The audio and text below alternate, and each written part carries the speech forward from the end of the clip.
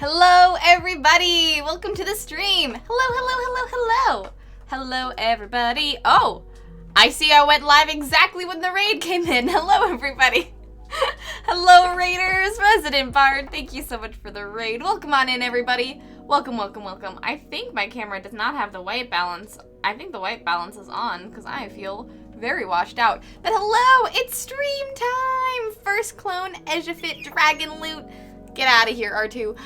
Littlest Drummer, Orange-itis, just here for coffee. Killer Haku, I see a lovely Bill, and a Crizzy Khan, and a Steady Prism, and an Orange-itis. Hello, everybody. Welcome on in. Hello. Have no fear, the Bardlings are here. Hello, Bardlings. Welcome on in. How was the stream, John? I was there for most of it, but I was not there for the very end, and I think you did a limerick, if I'm not mistaken. Good to see you, very good to see you. I was in your chat not too long ago, but hello, everybody. Welcome on in. Yeah, you did. Yeah, I did. I saw an Orange. Hi, Orange. It's lovely to see you. And Dragon Loot, welcome on in. How you doing? It's so great to see you. Ooh, you did an Elden Ring fan art study last night. I would love to see that. I have not played a lot of Elden Ring or any Elden Ring. Mainly just I don't really like Souls games, but I would love to see the fan art you did of it. Of course, if you would like to share. You don't have to if you don't want to, but if you want to, I would love to see it. I'm also totally good with like showcasing it on stream because y'all deserve to see everyone's amazing art. So if that's something you're interested in, freaking put that link up in the Discord or in chat. Crizzy Khan! Hi, Crizzy Khan! It is great to see you! It is so lovely to see you. Thank you for the little blobby emotes. It's so great to see you. And the little shrimp ash emotes. Bill! I also heckin' love cats. Welcome on in. This looks so cozy! Thank you! If you can't tell, it is green. It is green. It is green. Everything I'm wearing today is actually green. I realized that it was I knew that it was St. Patrick's Day, and then until John's stream, when John, came in wearing a green shirt with, like, a Irish, like, knot pattern on his shirt, I was like, oh, right, you're supposed to wear green for St. Patrick's Day. So, right before stream, I went and changed all my clothes, because I was in the clouds before, and now I'm a leaf. But I'm literally, everything I'm wearing is green. Y'all don't have to pinch me, don't worry. Like, I'm wearing these green socks, are they just regular Critical Role socks? I'm wearing green leggings, and I'm wearing a green sweater. I don't get pinched today. So, yeah. And these aren't green, but they're leaves, so they kind of count. Anyways. Got sushi and soju for St. Patrick. Oh, that sounds delicious, Lynette. Also, welcome on in, Lynette. How is your Thursday going? I did some Evil Fae art. I saw that, Edgefit. I saw it, and I appreciate it. Bree, is my full name Irish? My full name is Irish Gaelic, 100%. For those of you that don't know, my full name is Bria de Donnan, and that is extremely Irish. Anytime anyone sees my name written out on forms or anything, they're like, what? This is either Irish or some other language I don't know. And I'm like, it's Irish. They're like, oh, you're Irish. I'm like, yeah. So wait, do I have, if my name is Irish, do I not get pinched? Because that was not the rule in elementary school. People did not care the origin of my name, and I still got pinched if I wasn't wearing green. Also, Anon, thank you so much for the $24.31. Chill Gaming Stream Hive. I didn't even have to do the announcement. Thank you so much, Anon. I really appreciate it. Yes, Maeve. Yes, the full name. Maeve is also in there. Maeve is my middle name. Extremely Irish. I support never pinching. There we go. You pinch me, you get punched. Thank you so much, Anon, for getting us to the Chill Gaming stream. Yay! We are now, I mean, I knew we were gonna get there eventually, but we're now fully 14 days ahead. We are going to do a Chill Gaming stream on the last Thursday of this month. instead of doing commission work, we're also drawing a green cobalt, so it works today. But we're gonna be playing chill games, which means that very, very soon there will be a poll in my Discord for what game I will play. If chill gaming is sort of, it doesn't have to be chill. It could be angry gaming. Also, but I will do a poll in my Discord very soon for what game we'll be playing on stream. If it will be a full, like, we all play games together, we could do some Stabby Among Us fun, we could do some Jackbox, we could do some Gartic Phone, you could watch me play some Stardew Valley, or Pokemon, or something else. Something along spoopy gaming. I don't like doing horror games. That I will not do. Unless it is Halloween and I'm with friends. But, maybe if you're trying to get me to play some, maybe we could, like, take another stab at Ori and, have me relearn all of the controls for that. That could be fun. We could do that. Anyways, Maeve was a dope character in Criminal Minds. She was. And also, Gemini, welcome on in, and John Numa, hello, hello, hello. How's your days going? Hello, I lurk for a bit, but alas, only briefly. Have a good stream. Thank you for hanging out, John Numa. It is lovely to see you. But yeah. Chill gaming stream is a thing. Thank you so much, Nan. I appreciate it. We'll figure out what that's like very soon, but I can't wait to end out this hectic but very exciting month with some gaming with you all. Thank you very much, guys.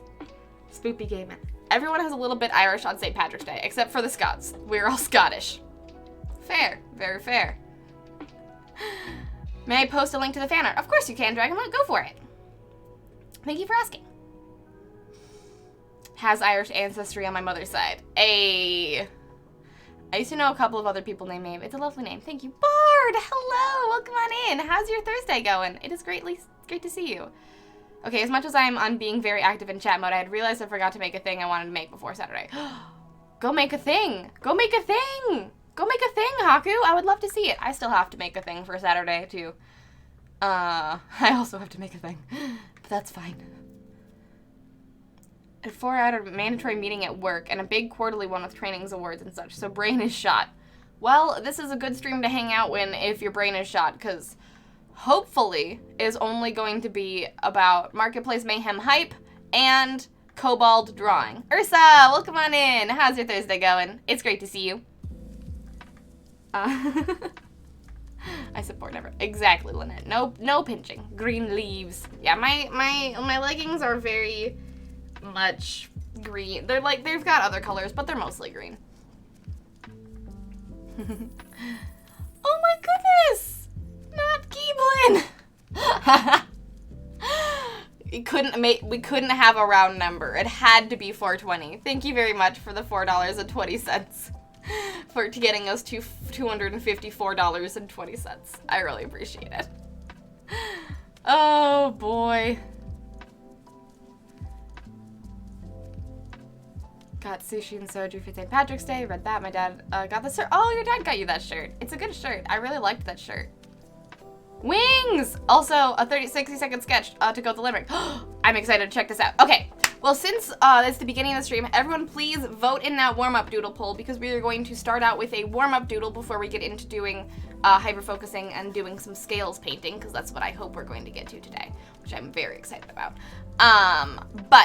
Get that warm-up doodle poll going, and because the lovely resident bard raided, just in case anyone came in with the raid that doesn't know who I am, my name is Bree. I am a digital artist here on Twitch. Welcome to the beginning of my stream, where I catch up with chat before doing a warm-up doodle.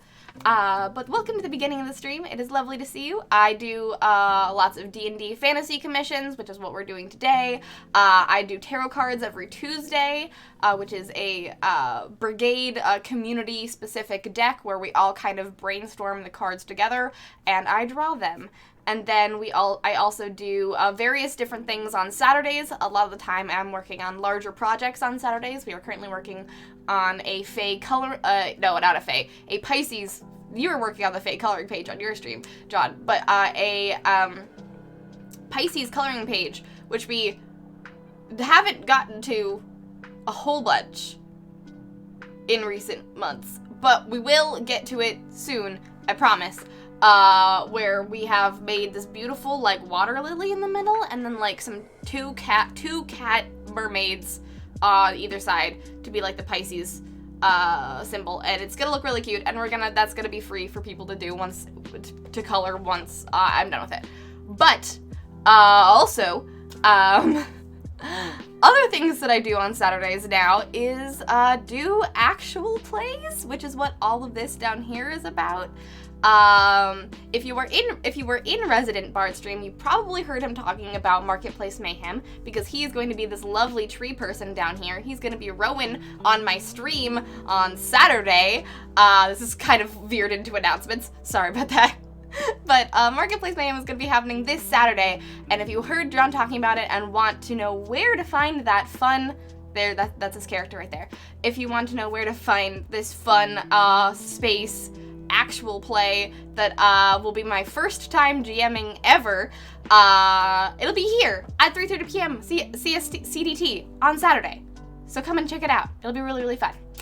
Also, if for any reason anyone in my chat is not following Resident Bard is a mod on my channel and is absolutely incredible. He's been coloring my Fae Ash coloring page, my kitty down here, as a little Fae creature, as a coloring page on my stream on his stream like every Thursday for the past month or so, and it's looking so good. It is looking so good. If you want to just chill, watch a really cool person play games, color, learn how to color, and just have shanties and limericks that he does, definitely go and give him a follow if you haven't already. He's also a amazing mod and the elder mod on this channel. But also, let's check out what he's done so far, because usually he raids in during we don't get to show off what he's done in stream because he doesn't do art, but he's been doing art and I'm very excited. Look at this! So the line art I did as a coloring page, but look at this! Oh, okay. Come on. Just, he was doing the wings today, and they're so cute!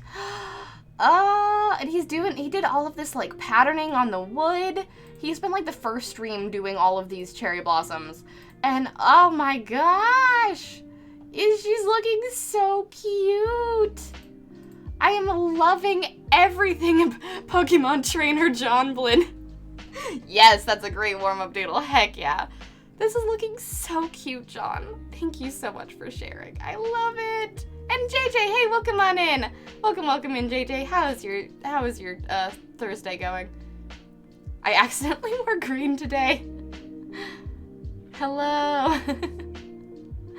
Oh, this is so cool. Thank you so much for sharing. And if you want to color this coloring page too, it is for free on my Gumroad. It's pay what you want, so if you'd like to tip me, you are more than welcome to, but it's also for free for you to download to color digitally or traditionally, whatever you'd like, as long as you don't erase my little thing up here. You're free to use it and post it and talk about all the fun you had coloring it. It's fucking great. Thank you so much for doing this, John. I absolutely love it. What is this? Is this the limerick that you did? Oh my goodness.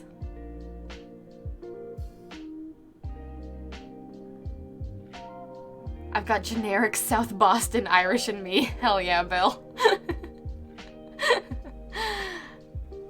I need the serotonin of John Blinn and Lemonade, the shiny. Oh, John Blinn and Lemonade, the shiny shanks.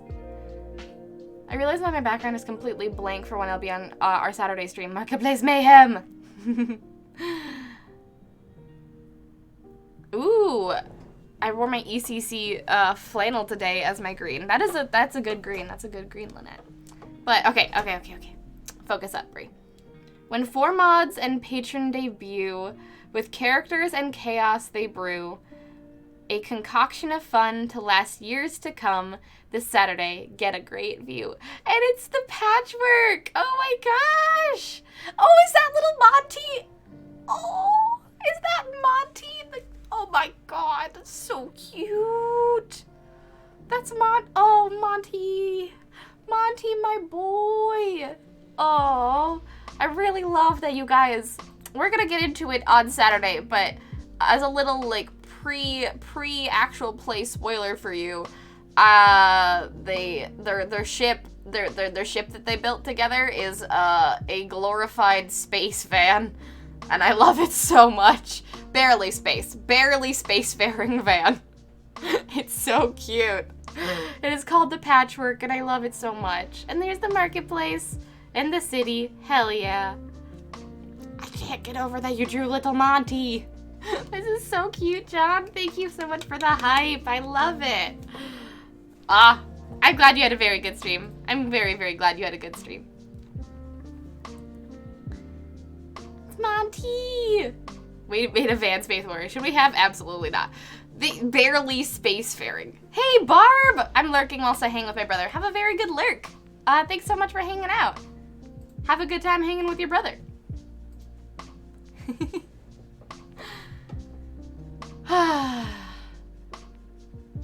I think you plug me better than I plug me. Aw, you're welcome, John. You're very welcome. I mean, you gave me a raid. I have to plug you. That is the rules. If you raid, I plug you and blush monster you. Them's the rules. If you trust me with your community, I have to blush monster you. That's just what I gotta do. But, alright, let's also check out Dragon Loot's awesome art that they shared, and then we'll get into doing this warm-up doodle. Ooh. I am loving the shading and the lighting you're doing for this, Dragon Loot. Oh my goodness. And that, I can't zoom into the eye that much, but I love it. I love the eye. This is gorgeous. I'm assuming this is your character in Elden Ring, or is this a NPC in Elden Ring? Again, know nothing about Elden Ring, but this is incredible.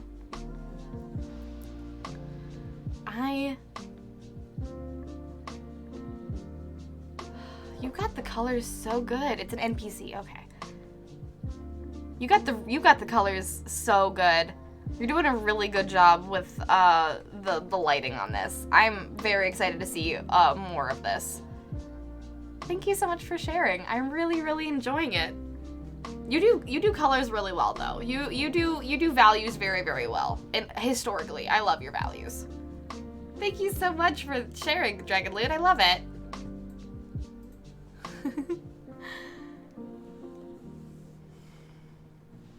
I have blue on. That's closer to green. Blue is close to green. I agree with that. You don't have to transcribe it, John. I was able to read it just fine. My handwriting is also terrible. Thank you. Gave me so much fun stuff to work on this page, and it's a fun learning new to color. I'm glad. I'm really glad that you're having a good time learning how to color with my coloring page. That means a lot. I actually wore green today. Now any donation with 0.49 will end us out with whatever 0.69. My mom and I matched today with shamrocks on our shirts, and Tiny Bird has a sweet Grogu shirt. Adorable. Green is a color I don't usually wear. Weirdly, as I apparently have an entire outfit that is green. But green is a color that I don't usually wear. So I was like, when I first was like, oh, do I have anything green to wear actually? And then I was like, oh, I have a full outfit. I'm glad that green is a good color. We should wear it more often. People should wear green more often.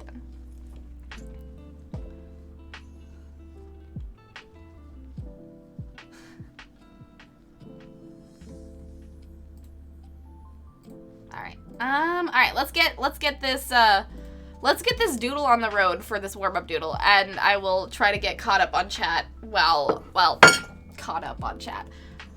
We all know I'm never going to be caught up on chat. It's a lie that I tell myself that will happen, and just to procrastinate. So let's get to doing some doodling, and then I will scroll up and answer your guys' questions, and not answer your guys' questions. Respond to your guys' messages about what's been happening on your Thursday and just life, because also I would also just love to know what you guys are doing today.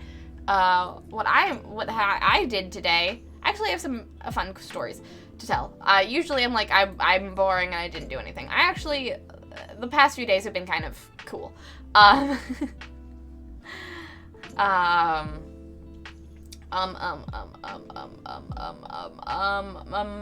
Lost my train of thought fully. One sec. Okay, there we go. There is my Snaz. Okay.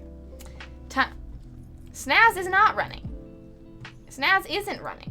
Don't tell me another instance of Snaz is running, because it's not. Are you gonna, there we go. There you are, Snaz. But I will also tell y'all about my day, because, my, friend from out of town, is actually staying over, was staying over tonight, last night and tonight, because, she's on spring break, and, is sightseeing in the Twin Cities with her partner, so she's actually staying over, which is kind of fun, but I'll get to that. I'm gonna read your guys' stuff first. Alright, so Pokemon Trainer John Blinn. John, what Pokemon do you think, or what outfit, just tell me about John Blinn as a Pokemon trainer. What outfit do we want to do, like Arceus outfit? Do we want to like do classic Pokemon outfit? What Pokemon do you want to be represented? I will do my best to represent as many Pokemon as I possibly can, but I'll do my best. Do you just want Lemonade? Do you want other ones? Tell me all about John Blinn as a Pokemon trainer, so I can get started. Spoke to a plumber today about rerouting the water pipe that broke and took my car to the shop for its checkup. Aside from that, pretty calm, so I got to debate over possible leveling paths for my rogue for D&D tonight. Ooh, what were some leveling paths that you decided on? Because I have never played a rogue, and I'm curious. Also been enjoying the creepy monsters of Call of the Netherdeep. Ooh, you and Bill will have a lot to talk about. Bill's been super excited about Call of the Netherdeep. I have not got it yet, and I'm sure my brother has, and I'm very excited to hear all about it. I'm so excited to be Rowan. I'm very excited for you to be Rowan, too. I'm very excited for you all to see the crew of the Patchwork in Marketplace Mayhem, because all of the characters have been revealed now, finally. They've all finally been revealed, and I'm so excited for you to see them all. We've got an Arborian, we've got a Kawaiian, we've got a human, and we've got an AI. Teenagers just going to do some shenanigans, and I'm very, very excited about it.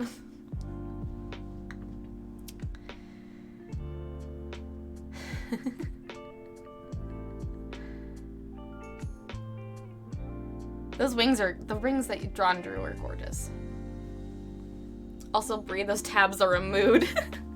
I don't have as many tabs open as I usually do, so, like, chill. Gabri and John Blinn on a ginger beer shamrock party. That's so cute, Ursa. Thank you for the redeem. That sounds so cute. I didn't have a chance to smooth it out. I've been trying to do more watercolor brushes. Ooh, I can totally say that in the piece that you did, Dragon Loot. I really like it. Watercolor brushes are very good for lighting. I have a hard time with them because I don't really know how to, like, balance watercolor very well, but they're very, very good for lighting and coloring and, like, natural effects.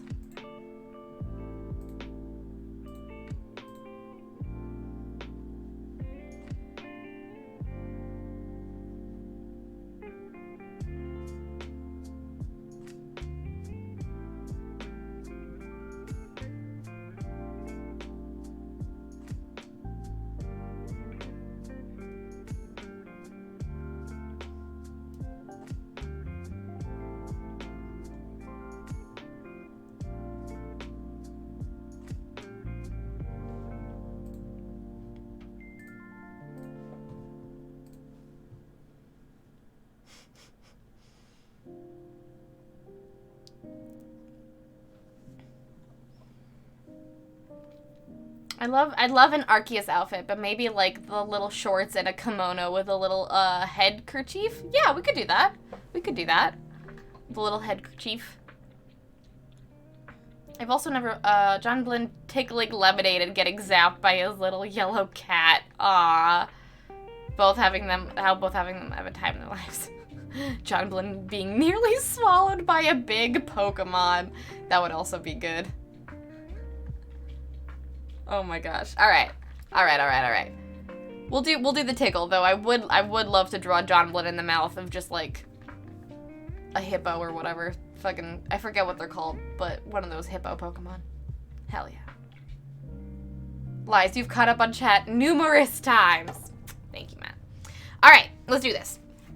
In 5, 4, 3, 2, 1. Let's go.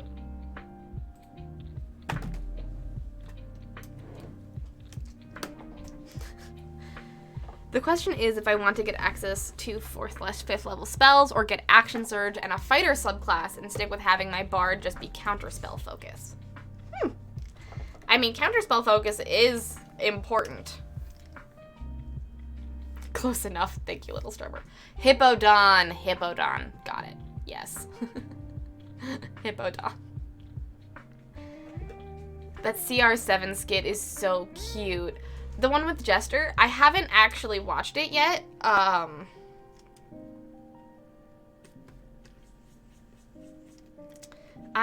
saw Yanking My Vajane tweeting about it, and I saw that it, like, I saw the like the first like few minutes of it, but I haven't watched it all the way through yet. I don't know what they're actually promoting.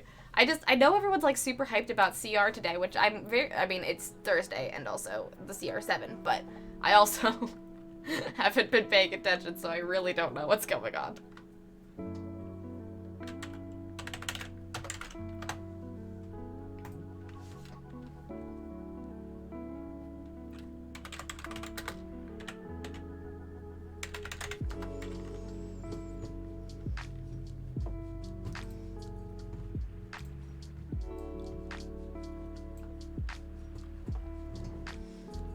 For those who know this character, I posted it with the caption, I do believe I am maidenless. It was a 60-minute sketch. Ooh, nice. You got a lot done in 60 minutes. Good job.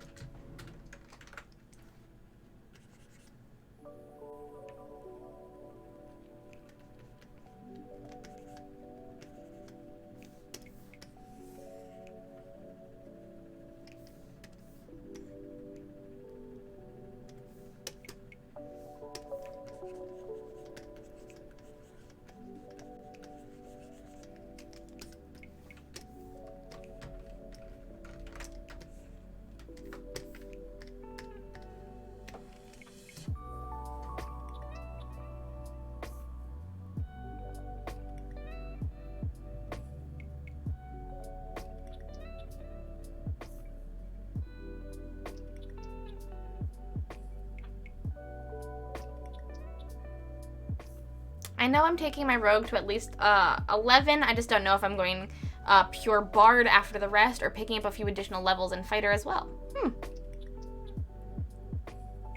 Same, I've been too busy to keep up with the news. My family got stopped in New Mexico. The roads got shut down, so they are staying in a hotel for the night. Huh. That is wild.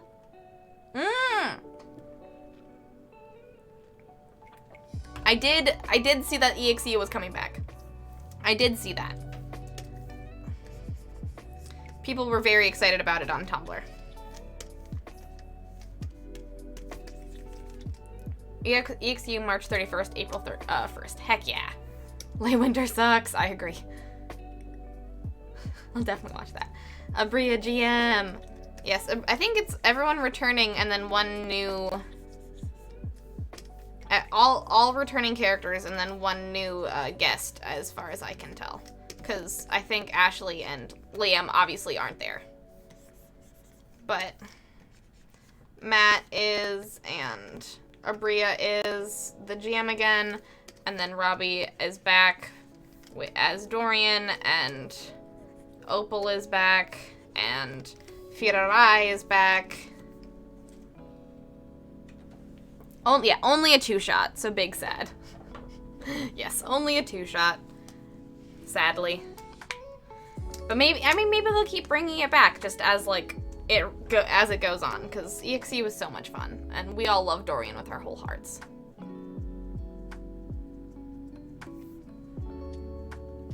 I love fall. Fall is always good. Winter can be fun and awesome, but mostly difficult. Winter just makes so many challenges out of normal everyday things, and it's like, really? Come on. Come on.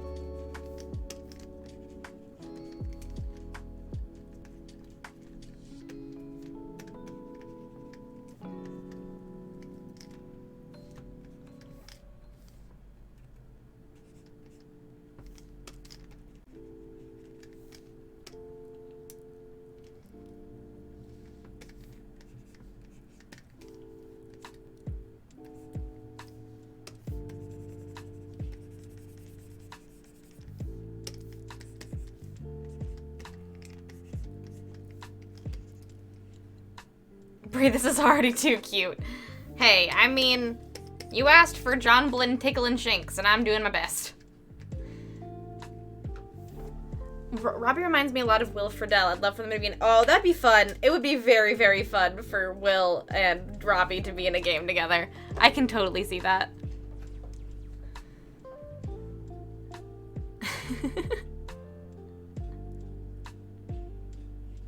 Yes, the crown does return. The circlet of the Spider Queen does in fact return.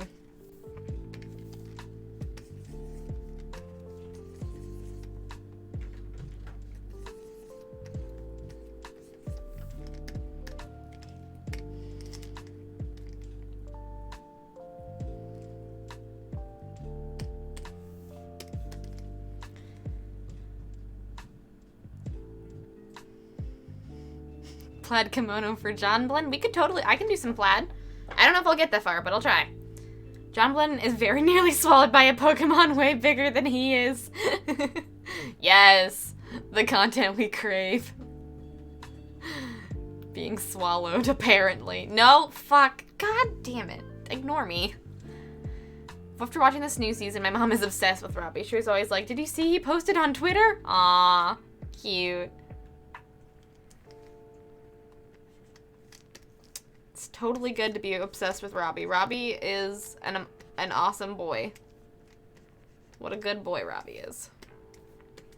I knew he had to leave at some... I knew he was going to leave at some point, but I wanted him to stay for it. I think everyone in the fandom wanted him to stay forever.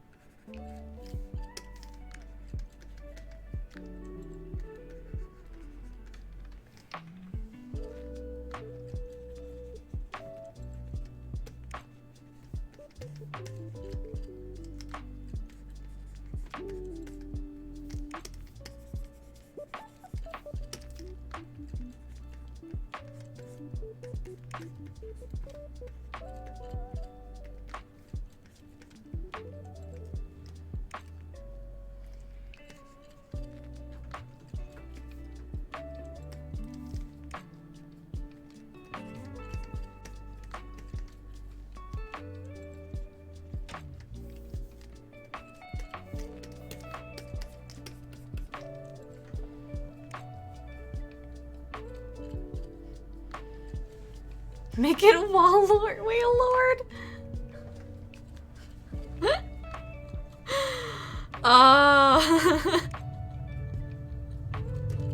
Wait, lord. Okay, y'all gonna learn D&D got canceled tonight, so I'm gonna take advantage and read up on Netherdeep. Yes, Bill, get on it. Go read up on that Netherdeep. I hope you have a very good time. If John Blinn is this close in size to Lemonade, then an Alpha Luxray sneaking up behind would definitely be able to swallow John Blinn whole. Oh yeah, I mean, they're goblins still. They're still goblins, and, you know, I can't make them not be goblin-sized.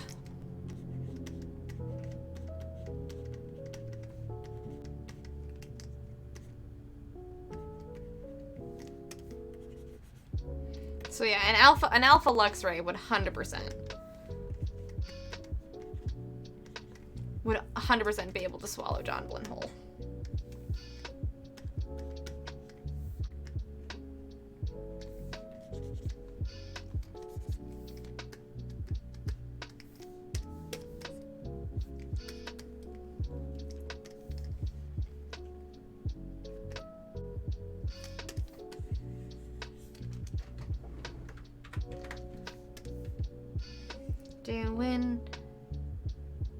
Doing the thing where I just make it again, so I don't have to draw it a second time.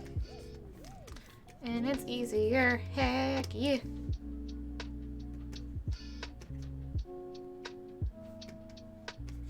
There we go. Little fluffy belly. Oh yeah.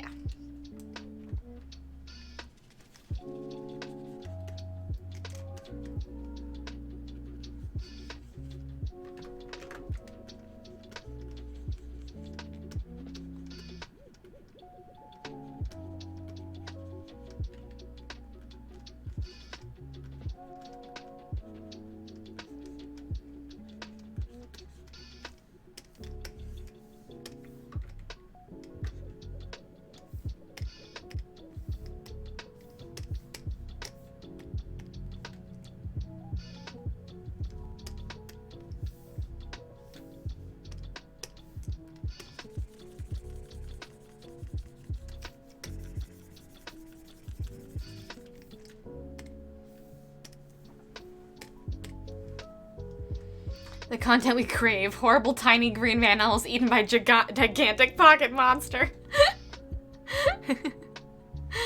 John Blinn is not horrible. The other things are accurate, though. I agree, Dragon Loot. He's not horrible, but we do want to see him be swallowed by a monster. That's just how it is. Mama looks like I could eat him. The teleportation range also has a chance to increase... Oh, wait. Talking about D&D, not about this doodle. I wasn't keeping up on the D&D talk, so I will not respond, but I hope you have a good time with Soul Knife. Swallowed by Raspberry with a terrified Gobry in the background! I like to think that Johnblood has this... I like to think that Johnblood has the cute little lemonade, and Gobry has giant Gyarados Raspberry. I love that. That's the best visual ever. It's like...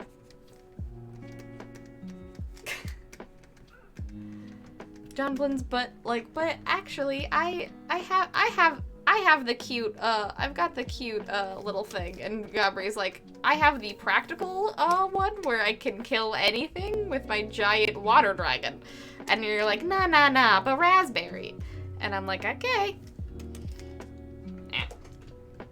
Wrong thing.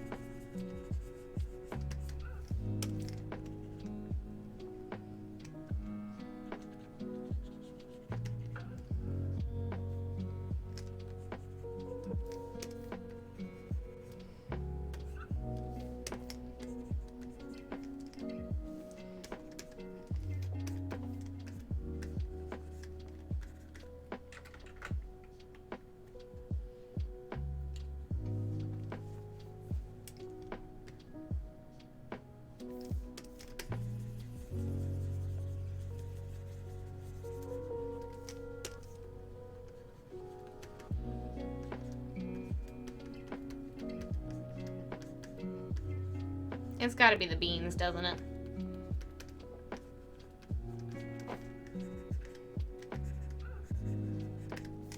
Yeah, it's simply gotta be the beans.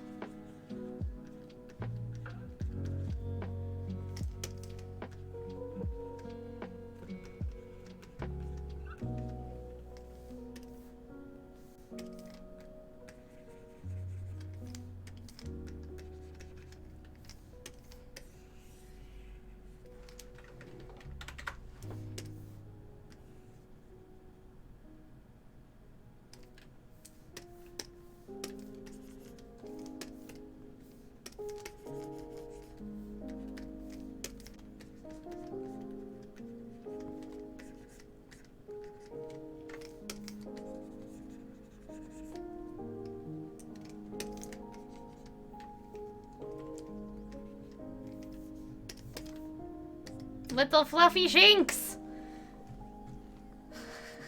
Flex, Brie has an alpha shiny Gyarados, just FYI. Thank you for the flex. Productivity drawing jingle, thank you for the clip, Matt. Sometimes I sing to myself and I really don't realize that I'm doing it, so, you know, I appreciate you keeping me humble with all of these clips.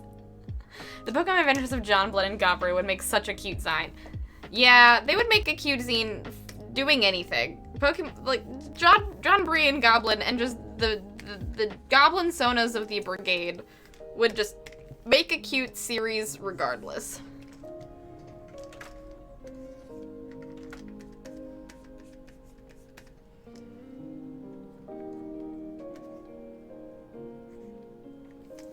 How do I draw this star like this? It's a good thing to figure out.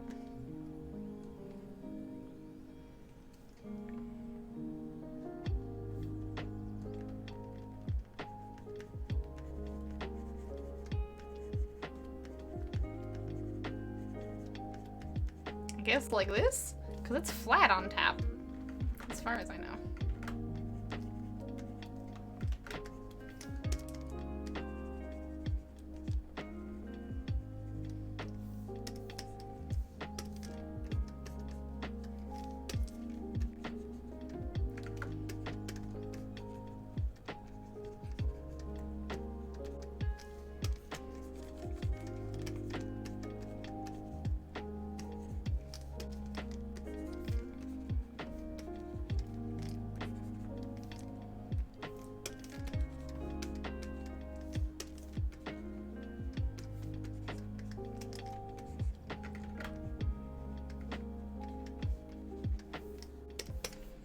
It's a weird thing to do at an angle. I don't know. We'll have to fix it with coloring, but we only have like a minute left, so that's not gonna happen.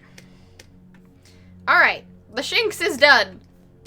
I knew that was going to be the hardest part, so I got that out of the way. Now let's speed run John Blynn's body.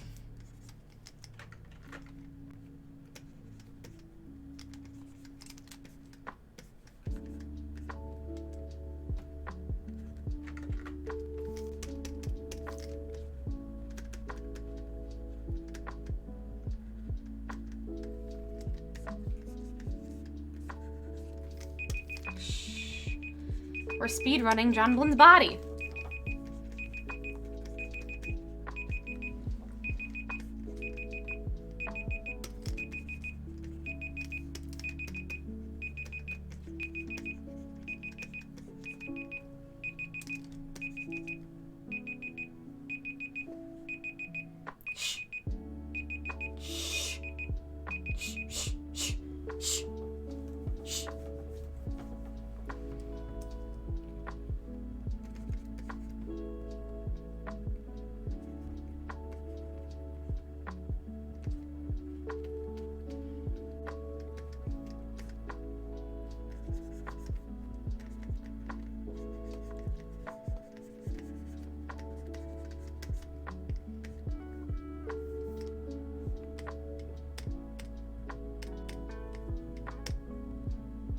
There we go. That is what we have so far. The Shinx took a while, but we got there eventually.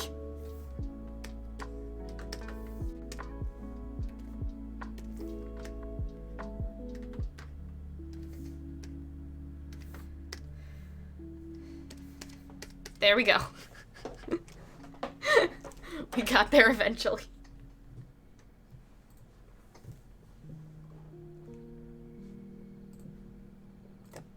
Alright. Instead of adventures of its mishaps and hysterics with John Blynn and Gabri. I mean, you're right. I was subscribed to that tier. Thank you. Oh, boy. He's adorable, but he is also a nightmare. Truly and completely, you are not incorrect. He is adorable and just the most nightmarish little boy there ever was.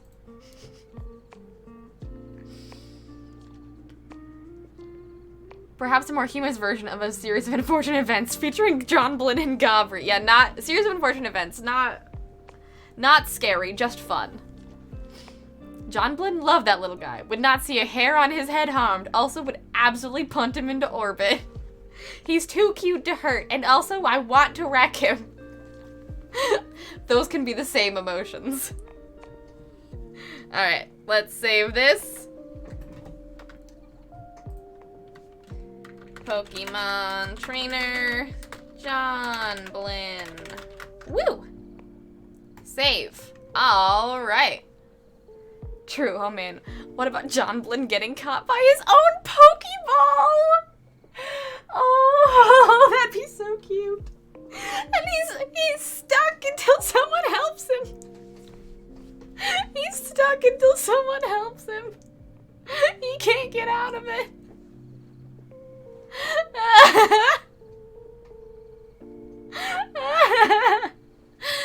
Oh, so fun. That'll be so fun. Definitely have it at least once. Being chased by the Alpha Rapidash. Oh my god. Like, oh no. Just a little guy being chased by a giant fire horse. Gabri and Raspberry is along the same lines as Give Bree the rocket launcher. I love that, like, my whole vibe on my stream, like, here is like, oh, I draw cute things, it's really cute, and everything's adorable, I have stuffed animals, and I love adorable, cute things, and then in video games, everyone's like, give Bree the thing that will cause the most destruction, and she will be so happy. And you know, they're right. I feel like in video games, like, I love playing cute video games, but I always feel like I go down a very destructive path in cute video games. And John is always like, oh, but I'm gonna keep this thing in my party because it's so cute. And I'm like, I'm gonna have only alphas, and they're all gonna be level 70 and I will kill things in one hit constantly, so I have to be really good at sneaking up on them or else I can't catch any Pokemon. And that's how I play Pokemon. And John's like, well, I've got cute little Lemonade and a cute little Ninetales, and it's gonna be adorable and fun. And I'm like, only alphas, only scary ones, only things that have, I can kill things in one hit. That's how Pokemon should be played. And that's how I play Pokemon. Someone goes out to find his satchel, and there's this ball beside it, just rolling in a circle. Oh, just help me, let me out. Stuck in the muck. And all the words that are said is sigh, not again. It's fully silent. Only, like, the comic is only, it's fully silent, only just, like, fun little, like, small words, if any. And, yeah. Little Scavo just making all of the cake lures for the Survey Corps.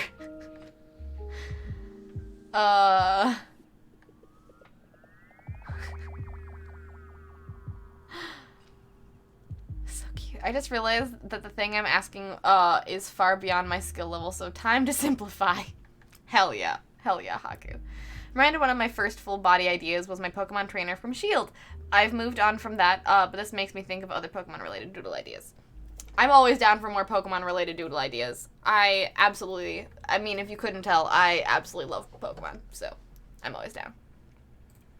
However, we are here to draw Justy's Kobold and talk about Marketplace Mayhem if you all are so inclined. But before then, I drank a whole lot of water right before stream started, and I do need to use the restroom. So we're going to take a break a little early, and I'm gonna go use the restroom. So if anyone needs to go grab a snack, go get some water, and, like, go, like, collect themselves after your guys' raid, now is the time to do so. And then we'll get into doing, then we'll come back, do some scales, and do some announcements, because we kind of hopped right into doing a doodle, which I'm very happy about. So, I'll be back very soon, and, I hope, and we'll see you in a second. See you very soon, guys. I'll be right back. I'll catch up on chat as well. We'll see what we can do. Okay. Goodbye. Be right back. Goodbye.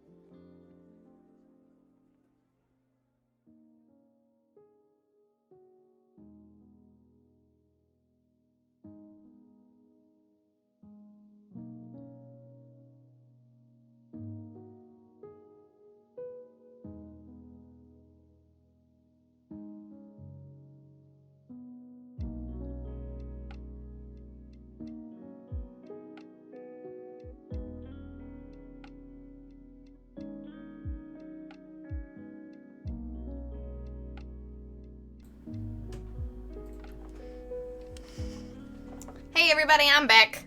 Thank you for that little break. How is everyone doing? If you have not already, please go take your meds, go get some water, go to the bathroom, do whatever you need to do to take care of you. Your midstream reminder. We're learning about the birds and the breeze again this stream. Hi, Orcus, welcome on in. We have not started that chat yet, but hi, Orcus, how is your Thursday going? It is lovely to see you. We were talking about Pokemon, though. Now, which Pokemon are you? Is that supposed to be a threat, Little Strawberry? It sounded like a threat. Absolutely gonna continue this Raspberry, and the speedrunner brain is infectious. I mean, I'm not really trying to speedrun Pokemon. I'm just trying to be the most powerful Pokemon trainer ever. Look, if a game is gonna tell me to catch them all, I'm going to catch them all and be the best there ever was. I'm going to fully demolish any child that comes up to me and says, hey, I don't believe that you're super powerful. And then they bring out a freaking Pidgeotto, and I'm like, you know what? Here's my Alpha Shiny Gyarados. Bitch, come on. You know? If I'm gonna be the best there ever was, I'm gonna be the best there ever was all the time. No mercy.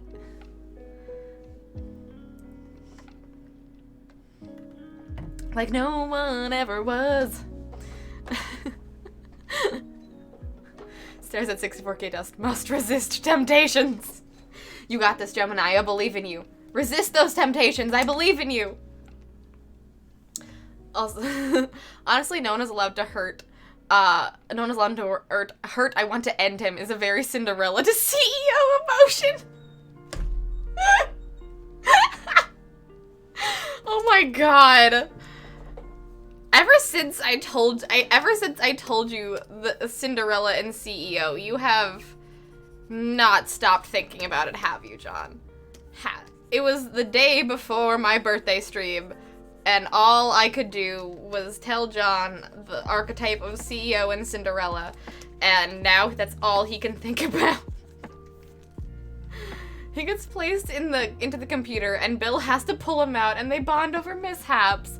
Cute and destructive are not mutually exclusive. I mean, that is very true. That is very true. Cute and destructive are not mutually exclusive. Look at Tiny Tina, for example, from Borderlands. I want to be the Tiny Tina in every Borderlands and every video game world. Let's be honest.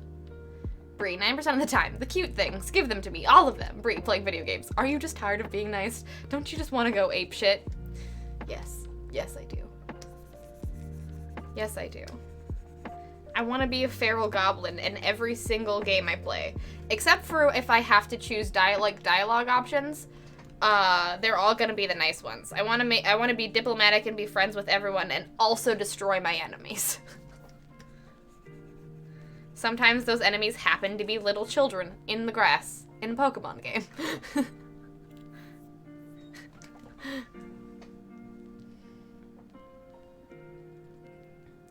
Discord has finally realized the stream has started just in time for the break.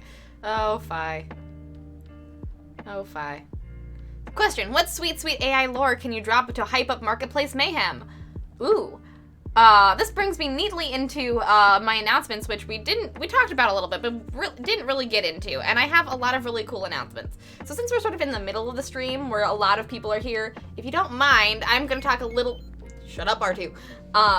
I'm gonna talk a little bit about some cool things that I have been working on, if y'all are interested. Specifically, Marketplace Mayhem, which we are hyping up down here. If you can see, I drew all of these lovely characters of my mods, and we are going to be playing Marketplace Mayhem, 18s in Space One-Shot. 18s in Space One-Shot this Saturday at 3:30 p.m. CADT, and I'm very excited about it. Killer Haku, Resident Bard, Geek Outs, and Derpanduin are all of these characters. Resident Bard is going to be Rowan, who we just saw right here. Derpanduin is going to be Casper, who is this human over here. Haku is this lovely Kawaiian bug person, and I saw this question earlier, Haku. I don't know if Kawaiians would be offended if you called them bugs or not, because I don't know if they know what those are. And Matt is, our lovely Geek Outs is playing this little AI boy right here that was revealed today! So... I am very, very excited about it. It'll be my first time GMing, and it's all thanks to y'all in chat, because for my streamiversary last fall, you asked for it and petitioned for it and got me to do it. So I'm gonna be making my GM debut on stream on Saturday. The next stream that happens on this stream will be my GMing debut. It won't be a chill art stream. It will be an actual play. The first actual play on this channel, and the first time for me GMing, and I'm very excited. And I'm very, very, very excited. So if you'd like to come and dive into the Phoenix universe and have a silly time with me and my mods, and watch my first ever GMing performance, come and hang out on Saturday. I'm so excited. I'm very, very excited. But to answer your question, Matt, some AI lore drop. I actually did some AI lore drop on Twitter earlier today. It took me hours to figure out what I could actually say without spoiling anything of the AI stuff for both the comic and the game. So it took me a long time, but I can totally talk about that, but in just a second. Because I have some other really cool announcements. If you didn't know, Marketplace Mayhem, this game that's going to be taking place, is in the universe of the Phoenix. It is my comic universe that I create a webcomic of, and it is going to be in universe of the Phoenix, and will be rather, kind of directly tied to the plot of the Hi. Bye, Ash.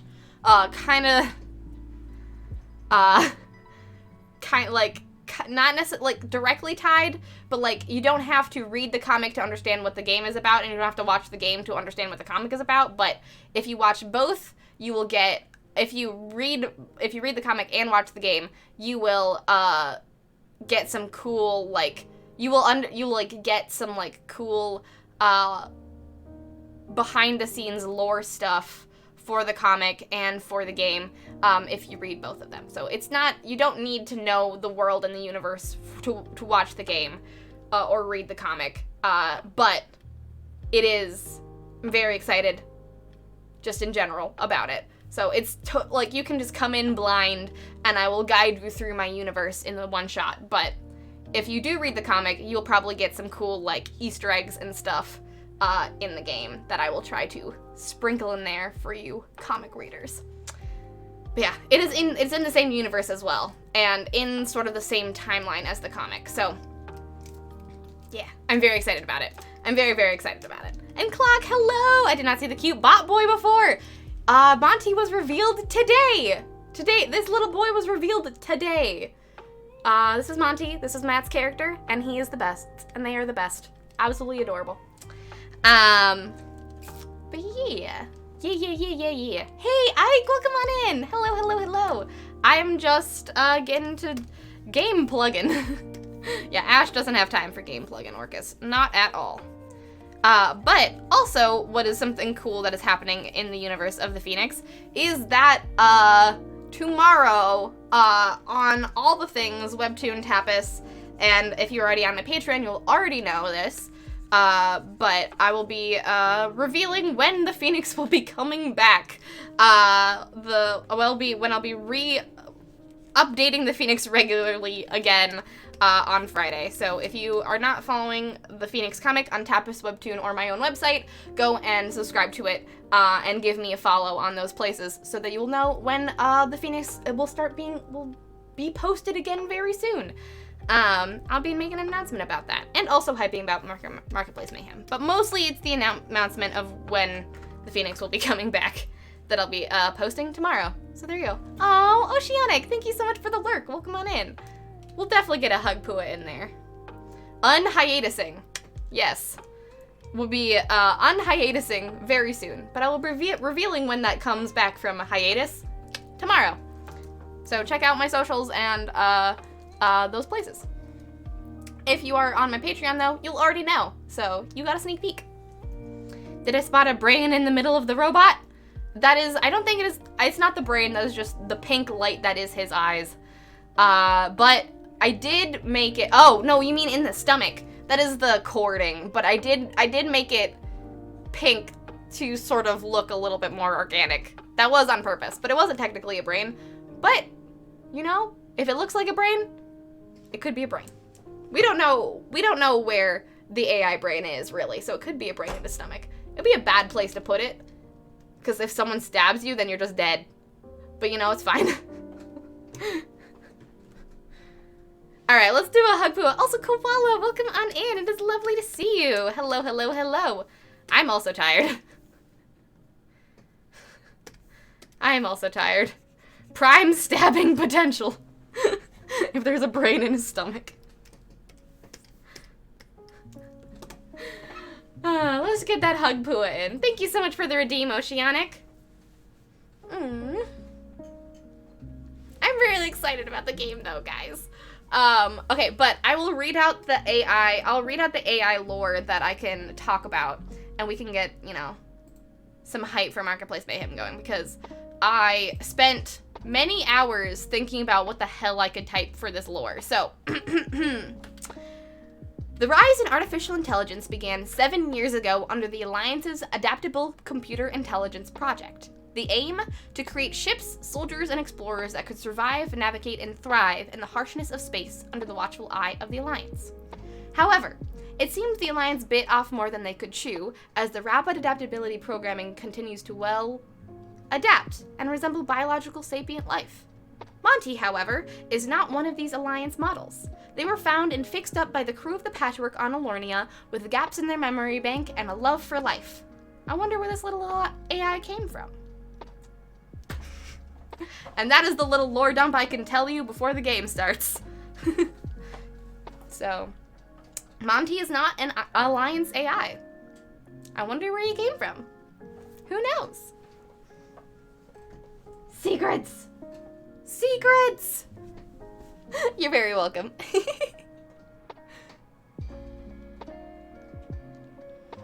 Y'all, I have so many... Is this what it's like? Okay, so, like, usually I, like, know secrets about my universe, like, as, like, a writer, right? And, like, I have been, like, sitting on things about this universe for so long, and some of it is going to be revealed in the one-shot on Saturday, and it's, like, I feel so, like, because I've been racking my brain for months trying to figure out how this game is going to work, and I know how it's going to work now, and I'm so excited to do this story and work on it, and I can't wait for secrets to be revealed so soon, because usually I have to wait for secrets to be revealed years down the line, but secrets are being revealed on Saturday, and I'm so excited! I'm so excited! Like, secrets that John doesn't even know about. For this game, I wrote more lore for the Phoenix universe that will come into play in the Phoenix comic for this one-shot. And John doesn't know any about it. No, doesn't know anything. It's just a little bit why we've been putting it on hiatus is because I've been thinking about this one-shot for so long. But yes, I've been waiting for so long, but John doesn't know anything. Anything! He doesn't know anything! And I'm so excited to give him a lore deep dive after this one-shot, because he's playing in the one-shot, so I can't tell him. Ah.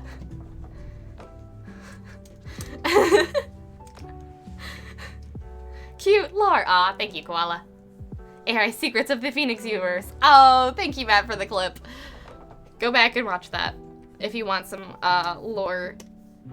And the thing is, like, I was debating, like, how much I should actually, like, reveal of the AI lore, because if you read the comic, kind of, like, the AI lore of the universe is kind of, like, super important to the plot.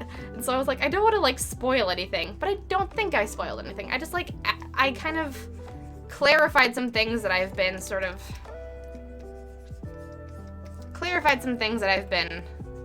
teasing for years.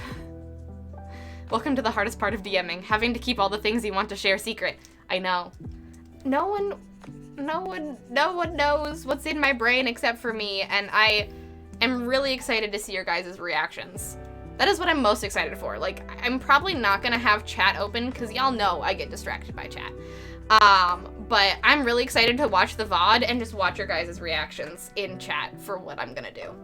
That is gonna be the highlight of my weekend.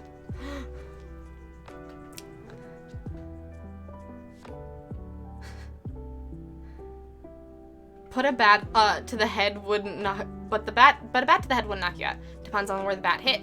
Very true. Don't know how hard it might be to make the red lenses look more like glass or gemstone. Don't need to be transparent enough to see Kilgrax's head behind them. Just a bit shiny. I can totally do that. It won't be too much. It won't be too much work. I'm more focused on doing the skin coloring today, but I'll totally do the transparent stuff. Just because, you know. But that will mean that I have to, like, redraw all of that in the back, which will be fine, and I can totally do. So don't worry about it. Brain in his stomach giving me Krang vibes from OG Ninja Turtles. But yes, I'm really excited for the one-shot on Saturday. That is my largest announcement. I also have other smaller announcements, the fact that my Etsy store still has prints in it. If you liked any of the prints that I did for Con of the North, and would like to have one for yourself, there's still a very limited stock. There's only three 5x7s of the Shallows left. So if that is something you're interested in and seeing in my Etsy store, that is still a thing you can go do. There is very limited capacity of that left, and I know it's been a few weeks, so the hype has kind of died on that one, but a whole bunch.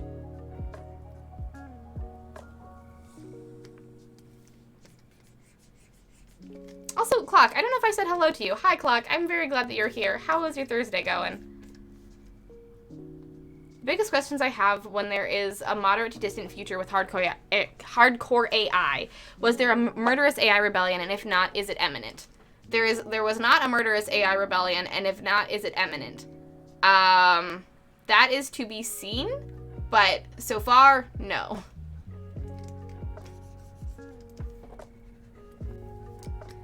AI have not been a thing for very long, and kind of what I wanted, like, the reason I really wanted to put AI as sort of, like, in the crux of my universe, as in like, the story and stuff, is to not have a murderous AI rebellion.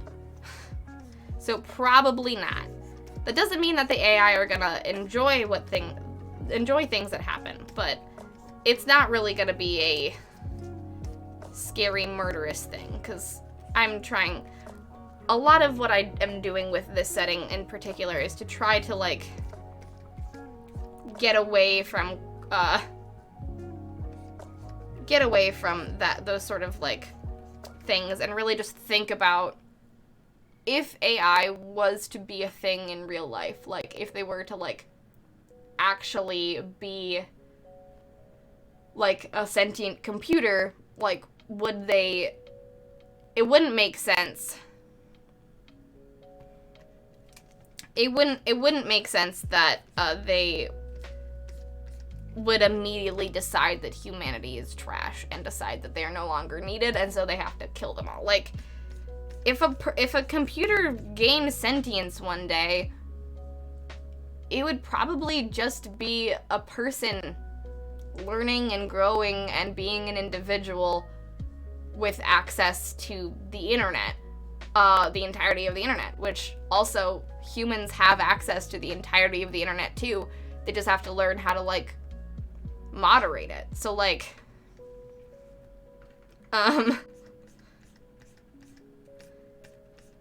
from, like, a actual, like, evolutionary standpoint, as I'm thinking about it, is just, like nature versus nurture when it comes to, like, computers. I think, like, they have the exact same abilities to see all the same stuff that humans do, just, you know, they can make their own choices, and there's so many cute cat videos on the internet, and also so many terrible war videos on the internet. Like, it can balance out. There is balance in the universe, and they would just probably be people. And also, yeah, I love robots so much.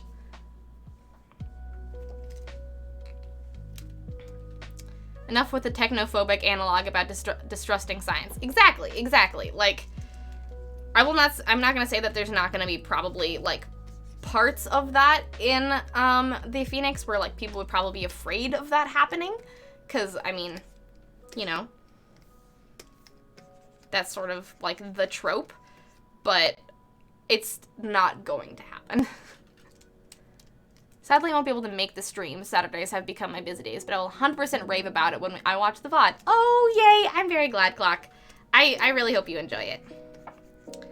I'm very sorry that Saturdays have become your busy days, but whenever you are able to watch it, I'm very excited to hear all about your raving. Drawing big poofy 80s hair is so satisfying. Ooh.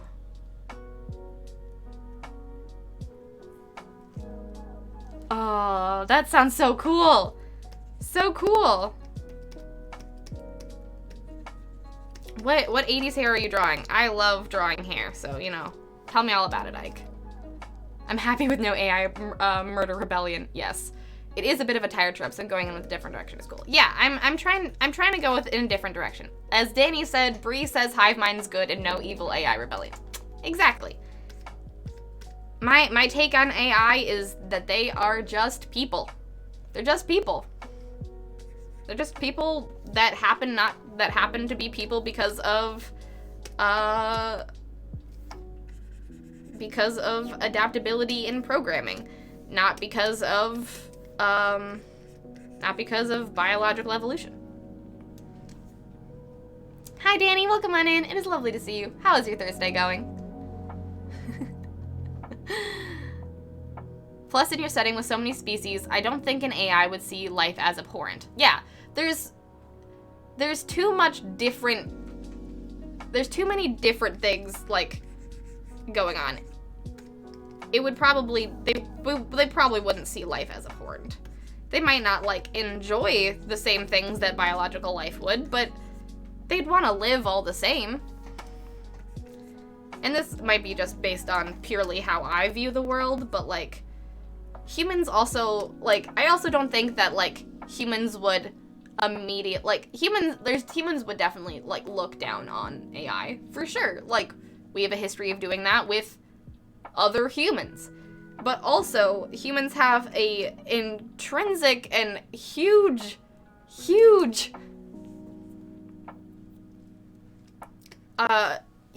capacity to just be like, you know what? I'm gonna pair bond with this inanimate object, and I'm gonna treat it like a person.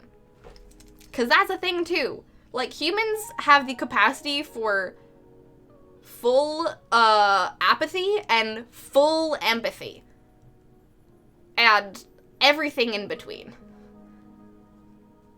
To have the norm be everyone be afraid of AI doesn't make a whole lot of sense, especially in a setting where there's a bunch of other species that also have different ideas about things and stuff like that. So the general like apathy that comes with those types of settings wouldn't, personally, I don't think would be present either. People aren't evil inherently. They do evil things, but they're not evil inherently. And that's sort of possibly just, I mean, also, this is also just coming from me as a person and as a writer. I treat inanimate objects as people, so, like, why wouldn't I treat a computer as a person? Like, for sure.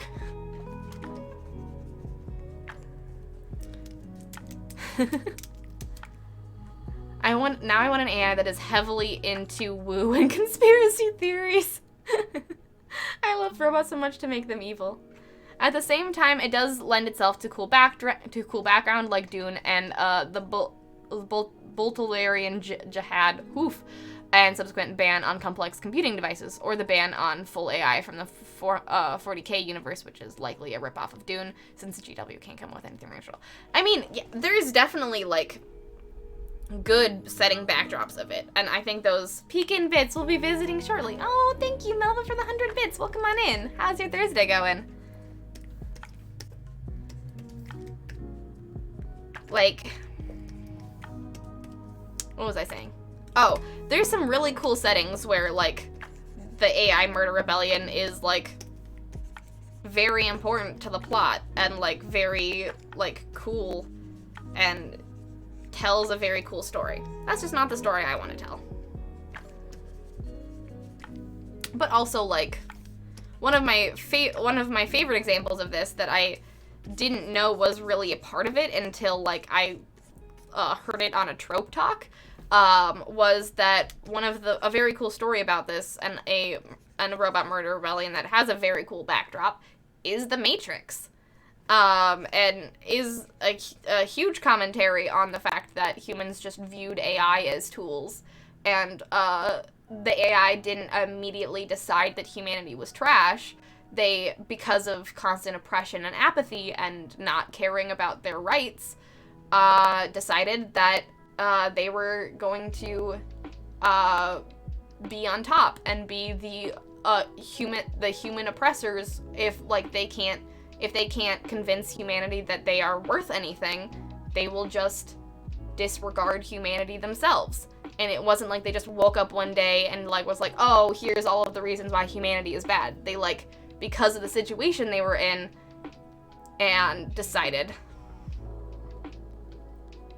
Yeah, and they decided to use humans as tools in the nicest possible way. Exactly. So, I think that setting is, super cool, and there's, some really cool, takes on, those types of things, and but a lot of the time, when it comes to AI and stuff, it's really, is humans inherently evil or humans inherently good? And they're neither. They're just people. And when you think about it in that tense, so AI should also just be people. There's probably some AI that absolutely hate humanity or biological life. Not yet, because there's not very many of them in my setting.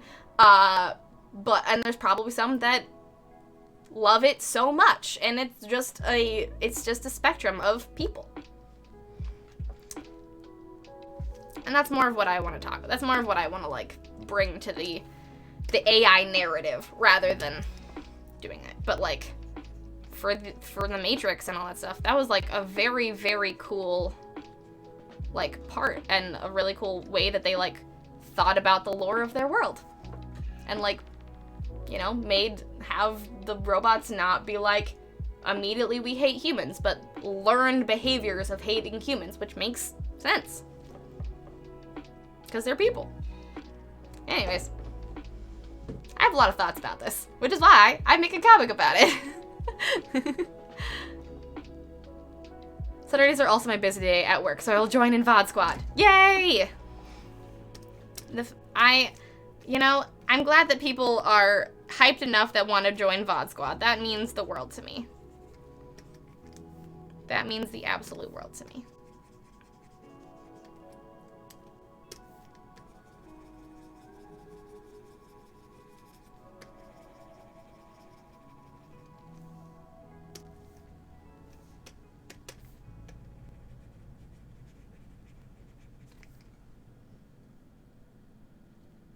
For context, I'm working on a commission of Angela from the Spawn comics. I do not know who that is, but I am excited to see it when you are done, Ike.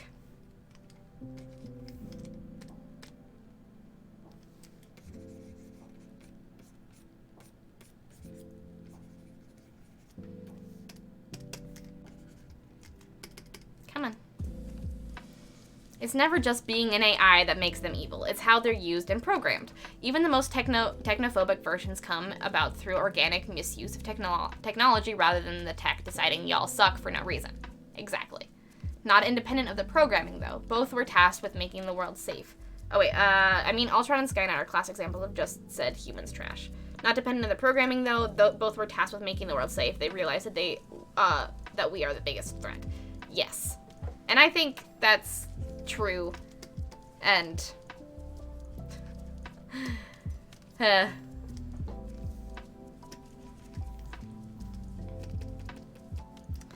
still think there is a little bit of flaws in that, where it's make the world safe, and then okay, but it really, I think it kind of really depends on I don't know, there's a flaw in that where it's like, okay, make the world safe, humans are killing the planet, so therefore you're dead.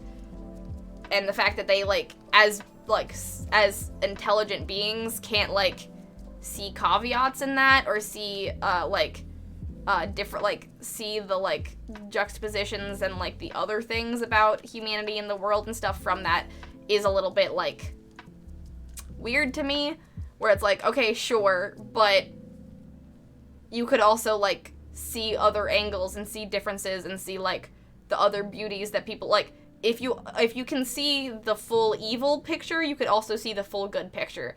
You're just choosing not to, even if you are programmed AI. So it's like, there's still a little bit of a caveat in there. Like, if you are an actual fully sapient being, you could be able to distinguish between those things. And I think it really, like, depends on the level of sapience you give the AI, and also, like, how much you, like, really think about, like, oh, they're technically they're hyper intelligent and stuff, but they just don't have emotions. And you're like, okay, but, like, in order to be hyper intelligent and to, like, see, like, read facial expressions and see, you know, how to, like, navigate certain things and blah, blah, blah, blah, blah. You need emotions to do that. And you need adaptability to scenarios to do that.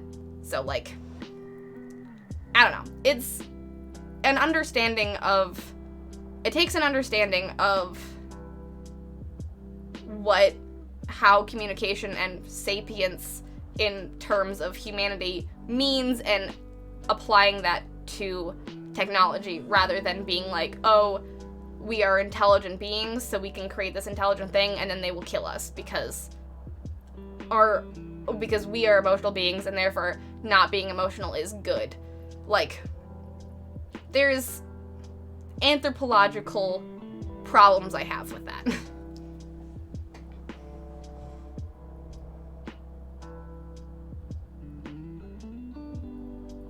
Yeah. The funniest logical error is make the world safe, so destroy it with nuclear weapons. Hey, Ellie Creations, welcome on in. It is lovely, lovely, lovely, lovely to see you. How are you doing?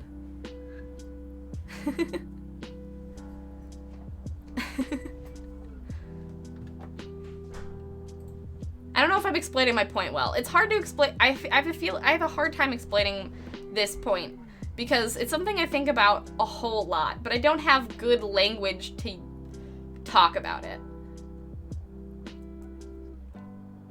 But and that is my point. And I am done. Also, there we go. I finally stopped drawing for a hot second, and my pen went back to normal. All right.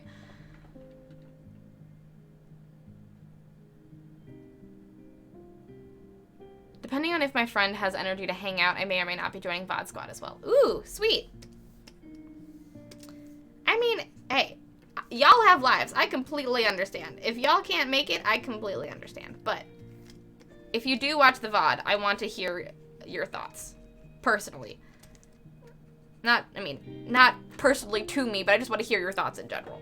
And reviews of it and things like that. I don't know. Just, like, you're hyped for it. Because I'm very hyped for it, and having y'all on the VOD Squad will be amazing. There was definitely a rough patch where lots of people treated AI as, like, little kids, no matter the AI. Baby talk and simplifying things, and it probably pissed an AI. Oh, yeah, for sure. Oh, yeah, for sure. That is definitely a thing that humans do, too. Like, I mean, like how, you know, humans treat their pets like babies. And, you know, we definitely do that. I do that. But it's also, like, sometimes good to remember, like, a lot of the time, everything you interact with is smarter than you think. And interacting with humans, they're probably dumber than you think.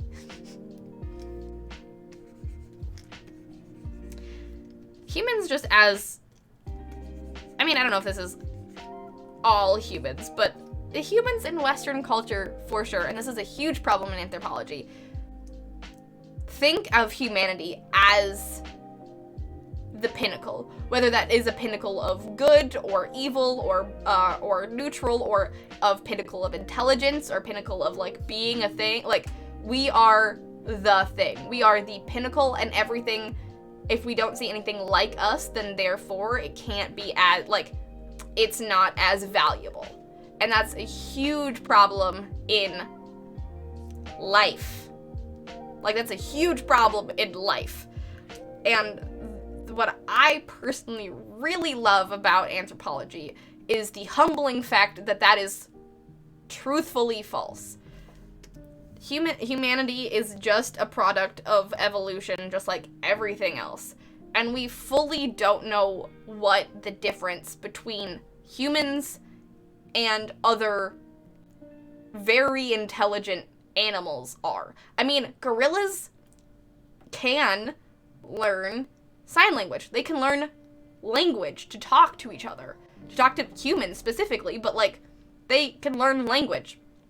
And chimpanzees can learn a semblance of language and can understand speech as well. And so can dolphins. Dolphins have their own way of communicating and names for each other. And octopi are so intelligent. Like, there's so many things on Earth that, given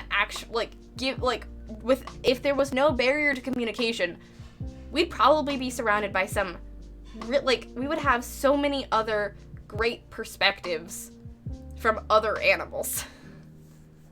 And we just, because we have language and a culture that we can understand, and the weird ability to adapt to any climate, we think that we are on top. And in reality, we just kind of also got here on accident. And the only thing that really has humans apart from gorillas or chimpanzees is the fact that we have the ability and the patience to communicate and the want to communicate and be friends with and trade with us, with other humans. Like, if we were like other homo species, we wouldn't, like, come into contact with the other, like, we would have sects of ourselves, and we would, like, be isolated and not be around and not trade and stuff. The fact that humans succeeded is just because we decided to, like, hey, we're going to actually, like, go and see everything and touch everything and be like, hey, well, you're a person, I'm a person, let's talk. And that's the only reason that we succeeded evolutionarily. That's, like, the only reason. Not because we have opposable thumbs, or because our brain is better than other animals, or because it's not. It's just, we don't know how our brain works anyways. And it's just, we can communicate, and talk, and trade, and have sex. A lot.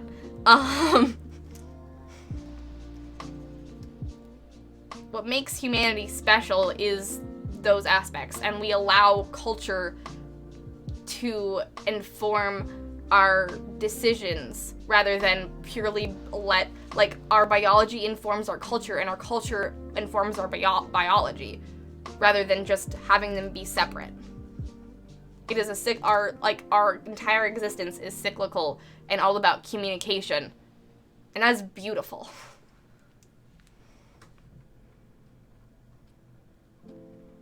Community. Completely opposite to the I'm a strong, self-reliant person that seems to be a norm. Exactly. Humans cannot survive alone, which is why we are genetically coded to pair bond with anything.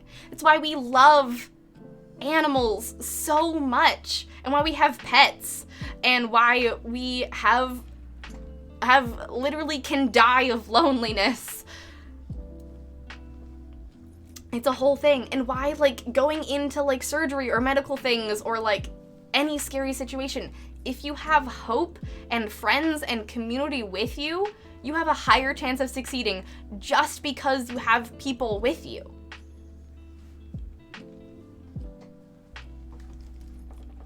And it's beautiful.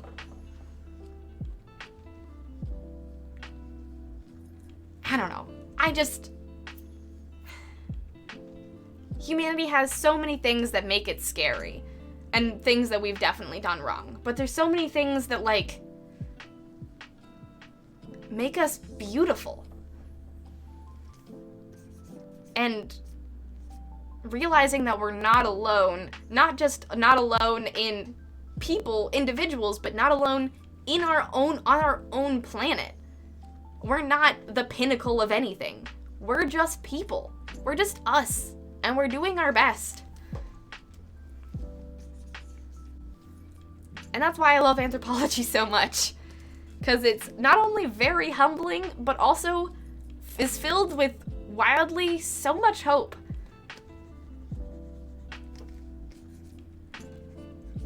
For a practice that started so full of racism.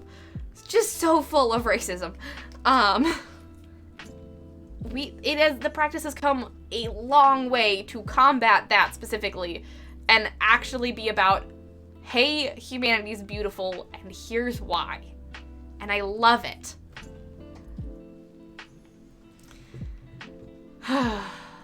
Anyways.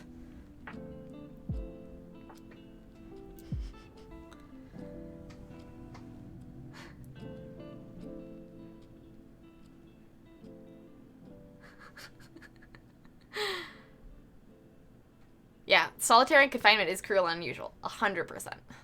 I agree with you, Ike, on that one.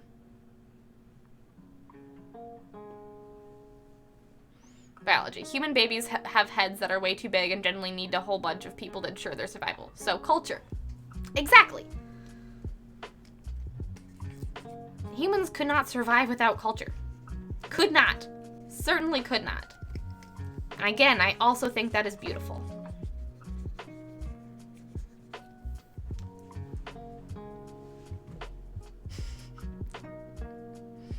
90% of people think they have above average intelligence. This explains all you need to know about human intelligence. Not a real statistic, but it's more than half. Yes. Also, what really is intelligence? Honestly. We have what we consider intelligent, but is that really actually intelligent? Who knows? What actually is intelligence? How can we decide? Because we can't see. We try to learn so much about the world and about other things and ourselves, and just because we are ourselves, we're so full of bias, we have no fucking clue what's going on. We have no idea. And it's also such a beautiful thing about humans that they try to quantify the impossible. I love that for us.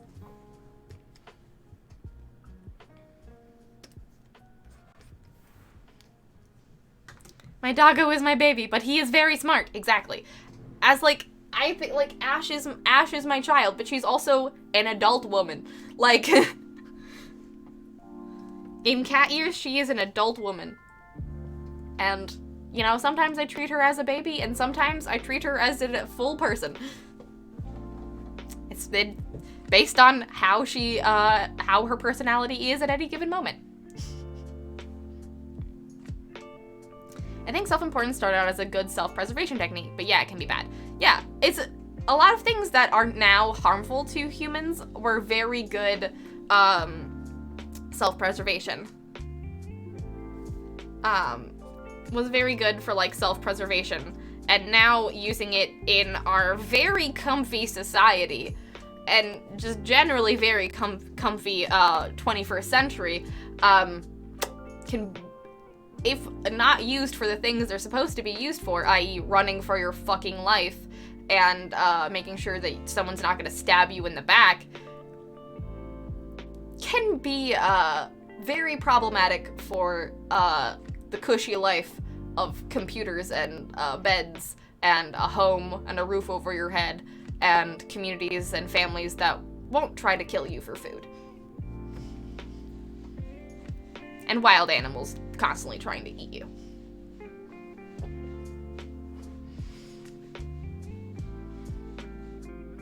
I'm doing good. Computer lives again. Yay! I am glad your computer lives again, Ellie. It is lovely to see you.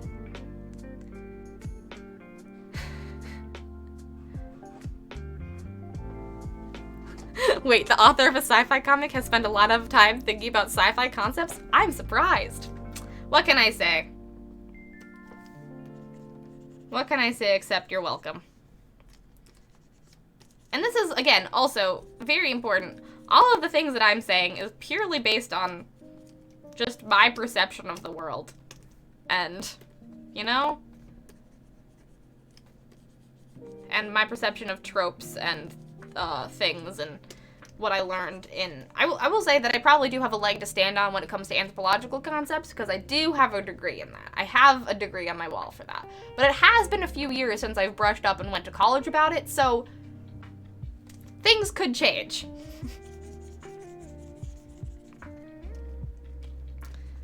I am not an expert,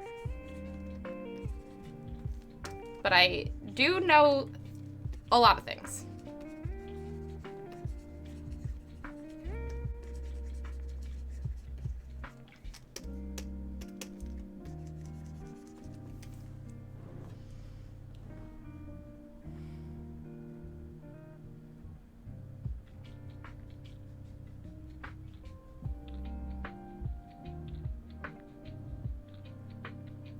I often talk to inanimate objects like they are sentient. I think that is a great practice, and I think that is beautiful, Maggie, because I do that too. Monty, beep boop, I am a robot, not a sentient AI, Mr. Alliance Cop, sir. Yeah. I really love the choice that you decided that you're like, you know what, I'm not going to be an Alliance AI. I'm going to be an AI that has nothing to do with the Alliance. And I say, let's figure out how that's going to work, because... according for all of the Alliance knowledge, they're the only ones that's supposed to have AI at this point, so it's gonna be real fun when I will also say in the universe of the Phoenix there is droids and like the type of like AI robots that we have in present day, which again you should still like be respectful to, but you know, like the types of AI that like can paint pictures, or like the one like the little, like, automated trays and things like that. That type of stuff.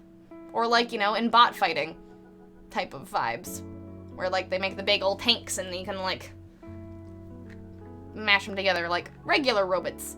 Not, sapient life robots. So, it's not weird for Monty to be walking around as, like, a little, like, helper droid to these teens, but it is weird if it is able to do things that it doesn't seem like these teens are able to program into it.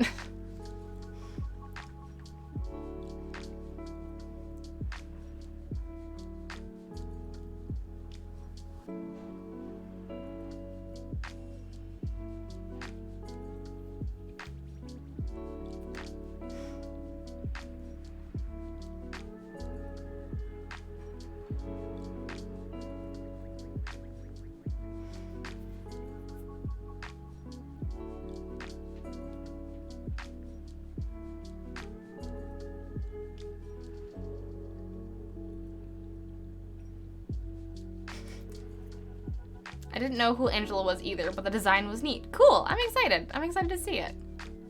All of us thinking Nightbot / Haikubot / Moobot, etc. and being polite to Siri and virtual assistants thinking this will save me during the robot uprising. Fair, very fair.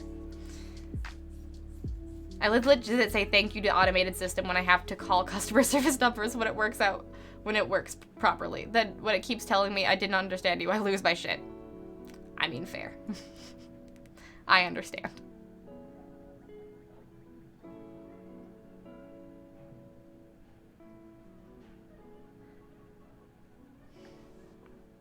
I think one of my favorite things I've seen was a gorilla citing to someone at the zoo that the human was not allowed to feed them, which is a side of such complex mental activity. Yes!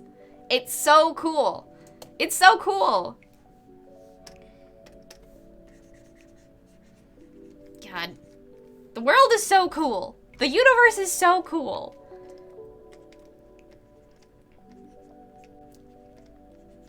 It's scary and hard, but it's also beautiful.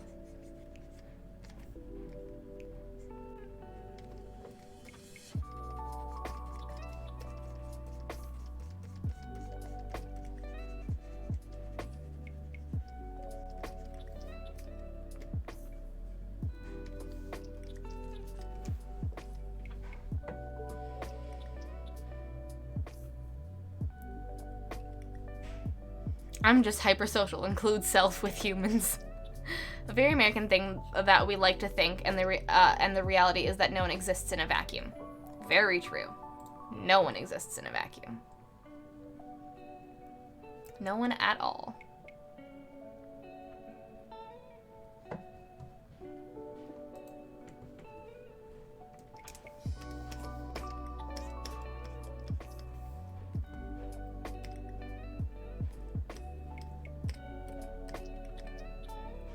Oh yeah.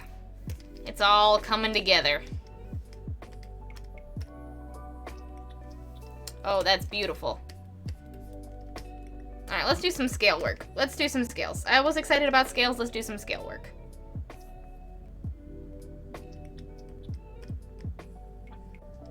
I was just doing the general, like, shading. Let's do some...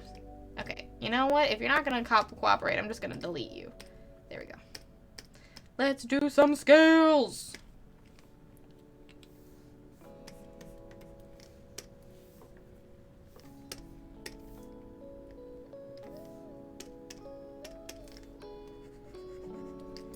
Now, this is the question. Is Bree gonna make this needlessly complicated?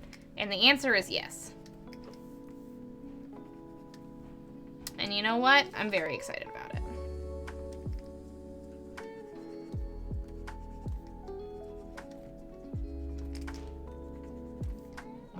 Hi! What's up? Where are you? Where'd you go? What? Did you guys hear that? Ash? Oh, you're under my desk. Hello! Hi, sweetie. Hi! You wanna come on up? Alright, come on up. No? Now you're gonna go around my desk? Alright. Hi. Hi. What's up? Come on up. There you are. Hi. Hello, sweetie. That is... Oh. Ash, did you just fart? Oh my god! Oh my goodness! How rude is it to fart in your person's face? That is so mean. How freaking dare you?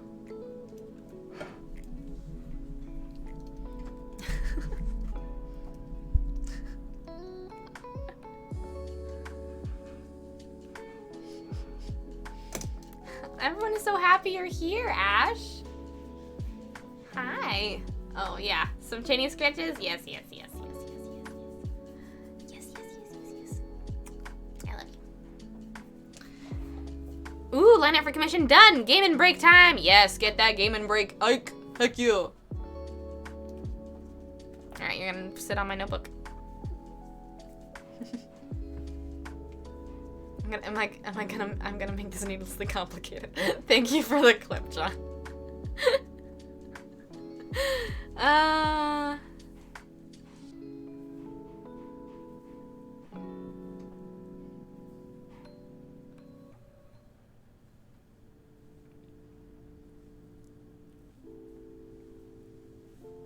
What sets human apart is their willingness and ability to have sex with other people. And I love making this continue to be their sci-fi trip. The aliens aren't horny. We are.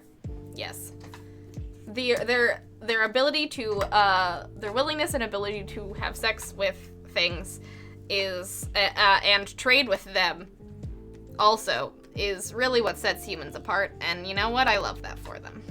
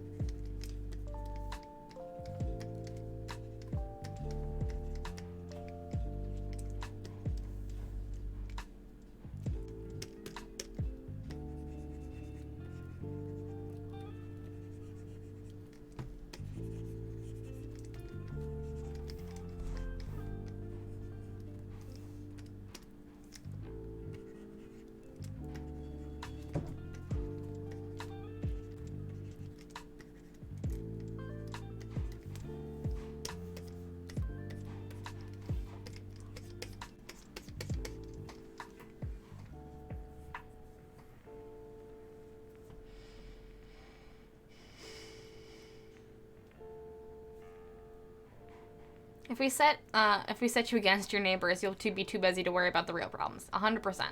100%. So many aliens will find this weird stories end up about something we can see has been found in multiple species here on Earth, no matter how human-specific we like to consider it. Yes. Very true. I feel like the minimum requirement of intelligence to me is, can the thing try something else when they realize what they are doing doesn't work? I think, honestly, that's a pretty good baseline. I do like that baseline. That's a pretty good baseline, I must say.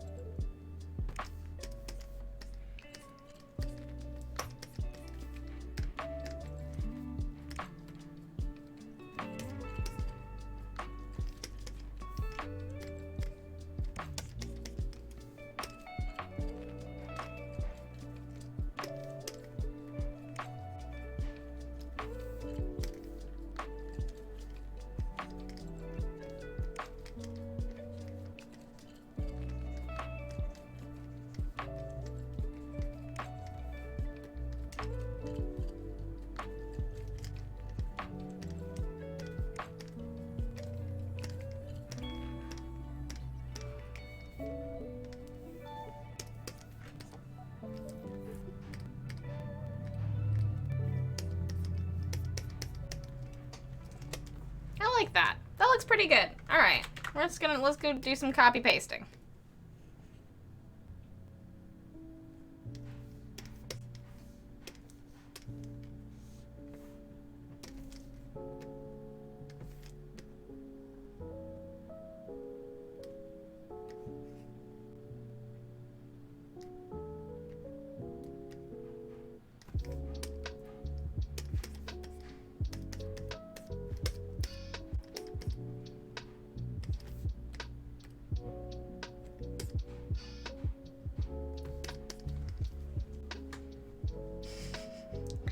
The universe can only be mathematically described using imaginary numbers. The universe never needed description, but humans wanted to describe it.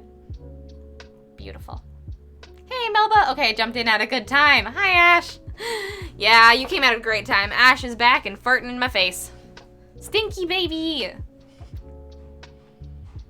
That is a very cool effect around the eyes. Thank you! Trying to do some scale work. I'm not entirely sure how I feel about it, but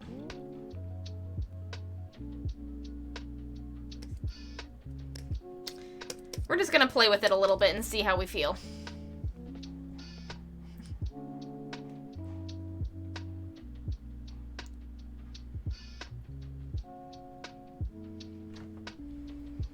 Honestly, the traits that led to racism, sexism, everything else-ism were important for survival in very early humans, but have been detrimental for almost all of our existence. Yes, I agree with that. I agree with that.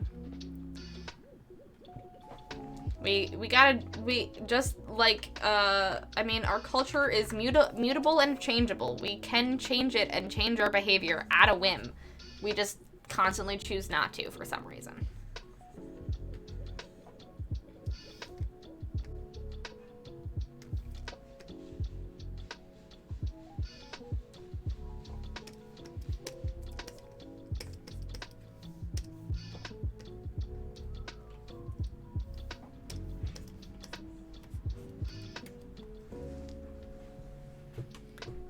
Same with me about singing today. I technically went to school for this, but I also graduated years ago and I haven't taken classes since then.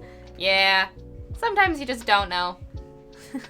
Sometimes you have a good degree in something, but you're also not an expert in it. You has a leg, or at least very at least a peg leg to stand on. Yes, I have a leg, if not a peg leg, to stand on when it comes to anthropology talks. For sure.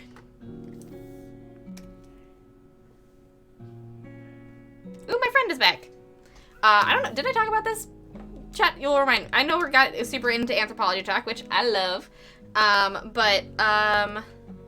think I mentioned this. I'm not sure if I did. The reason I stayed up, well, one of the reasons why I stayed up late last night is one, because brain no worky yesterday and I got inspiration at midnight. And two, that one of my longtime, friends, my whole life, basically, I have known her since she was born, because she's born 2 months after me, but we've been friends since birth. She is on her spring break right now. She's just finishing up her last year in college, and her partner are coming in sightseeing around the Twin Cities this week, and are sleeping over for tonight and last night and tonight. So I've been having I had a very good night last night, and I'm very excited for after stream today too, because I'm gonna be able to hang out with her, and she lives like 4 hours away, so it's nice whenever I get to see her. But they're back, so I will be ending stream on time. You heard it here first. That's why I did a warm-up doodle today, so we didn't go over. Monty, what is this bot fighting?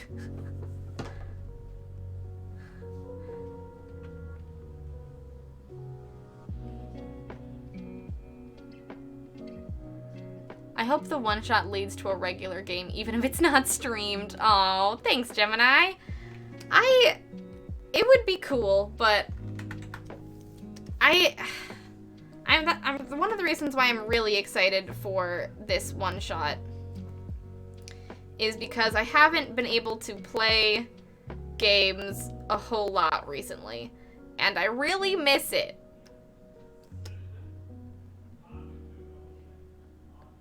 And I really, really miss it. Mainly just because I don't have a lot of time in my life to play games recently, with work and things. But, I'm honestly very, very excited to play. And it'd be cool to make it a regular thing, or a thing where we don't have to do a whole bunch of, like, work to do to, like, maybe, you know, for my streamiversary again this year, we could, like, do another installment of this game or something. I don't know. It would be really fun. It would be really fun. Especially to GM more. The test game that we did,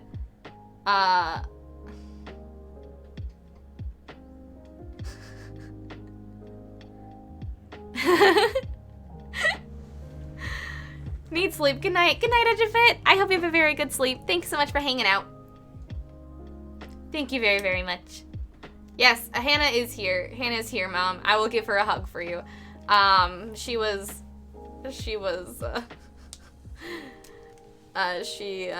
lovely and, wants, I don't know, we can talk about it later, Mom, but yes, I'll give her a hug for you. Not in, like, a bad thing. I just probably shouldn't talk about it on stream. Anyways, what I was saying before is I really like GMing. I've done it once before, in a literal, like, the preliminary, like, test game that we played for this stream. I did it once before, and I had a whole butt ton of fun. So, you know, if this stream goes well, I would maybe like to GM some more. It takes up a lot of mental capacity, but if I can do it, I would love to do it.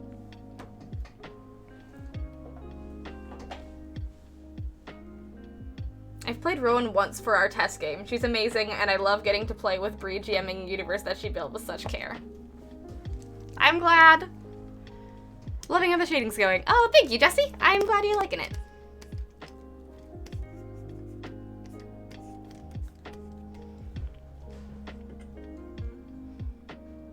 Yes, playing Buttercup in the testing game was fun. Ah, and like seeing all the other players bring those species to life, the best.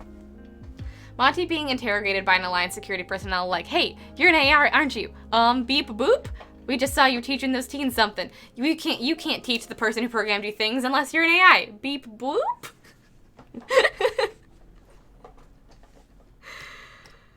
Not that many Alliance officers would know what a sapient AI is, anyways. The project has only been around for like 7 years.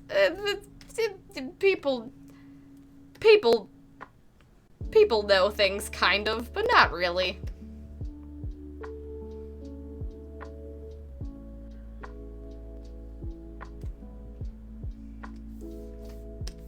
Edit.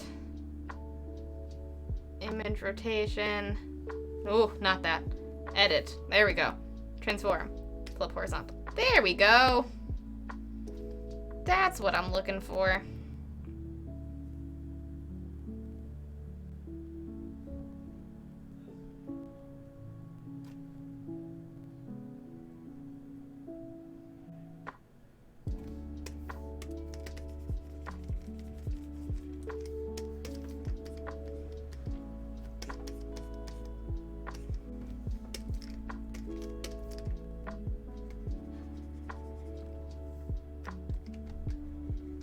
Oh, that's too much.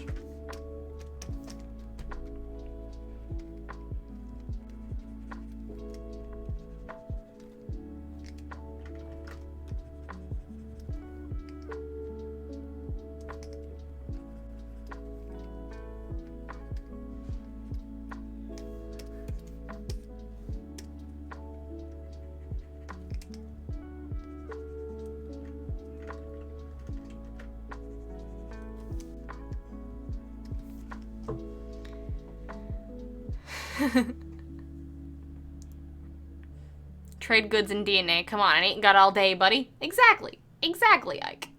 The human manifesto. It's not bad. It's not bad. It's really cute. I don't know. I'll call you later. When you called me last night when we were watching Turning Red, she only had good things to say. And I just wanted to tell you about that. I don't know. I don't know. I don't know. Jeez. Jeez, be patient. Hello, chat and mods. Hi, Melva. Thank you for all the little Ash emotes. I love them. Also, yes, thank you for the cheers for Clockface in the chat. Clockface, I know you're here and lurking, but also if y'all haven't noticed this already, and I realize I haven't messaged Clock yet about it. I took pictures and everything, and I haven't messaged Clock about it, but for my birthday, Clock sent me her original Cassidy drawing for me. She sent me this. She did this for Inktober last year, and she sent it to me for my birthday. And I love it so much. I have a Clockface original with the little planets in the background, and they're, oh god. So, you know, this is gonna stay in my background forever. I love it so much. I love it so much.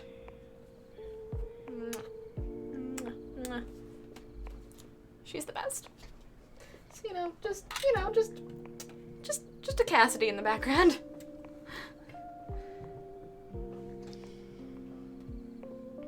No, not food getting cold when you have to run an errand. I'm so sorry, Danny. This system that benefits me to the detriment of others is the way it's always been. It must be. It has to stay the same. Yeah. You did mention that your friends were staying with you earlier. Good. I wasn't sure if I did, but they're here. I know. There's just the Clockface original, and it's Cassidy, and it's gonna stay in the background for my for the stream on Saturday, and I'm very excited.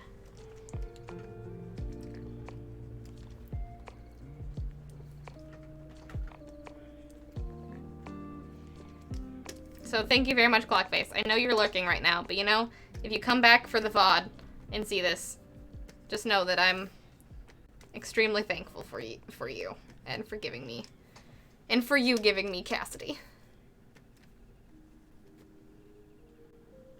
But yeah, since my friend is here, I'm going to try my best to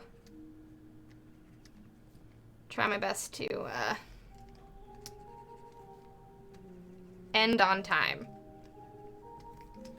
And we did do some scale painting today. What do you guys think? When I zoom out, does this look good? And if I cover his entire body and entire face in this, will it look good? Thoughts and feelings. How do we feel about it when I zoom out?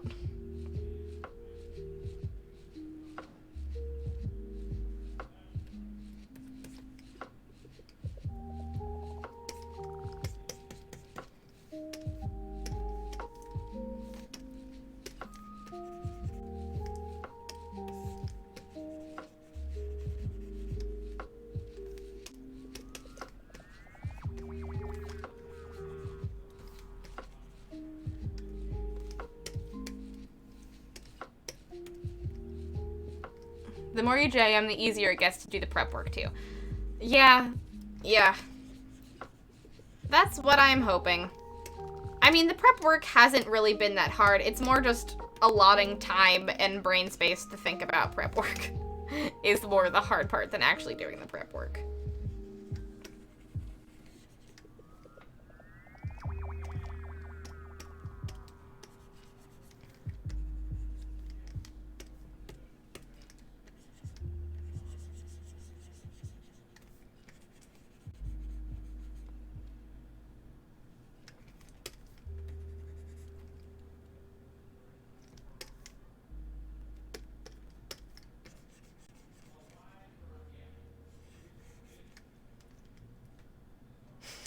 Monty is only 3 feet tall.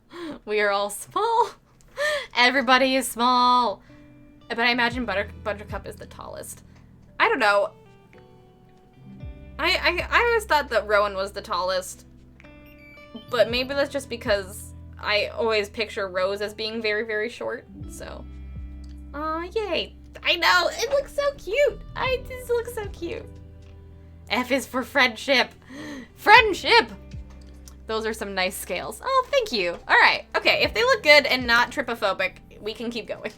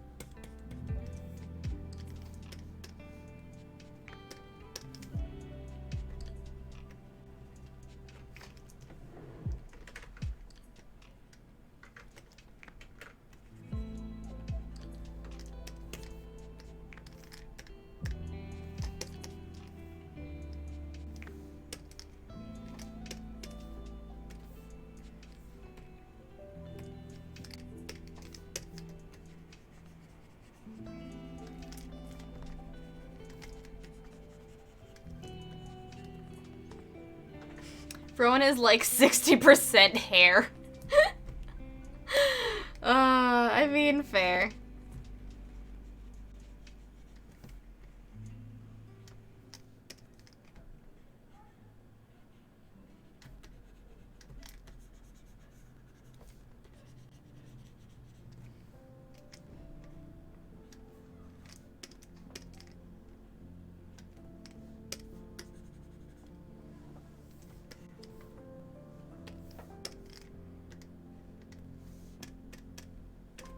Speaking of prep work, does Ike have a lot of stuff left to prepare for the quest a week from now? Is Ike playing video games instead? Also, yes. That was me until, like, this week. I knew this game was happening for, like, 5 months, and I was like, I don't have to worry about it, I don't have to worry about it, I don't have to worry about it, and then for, like, the last 3 weeks, it's like, fuck, I put it off for so long, I have to worry about it. So, you know, I feel you on that one, Ike.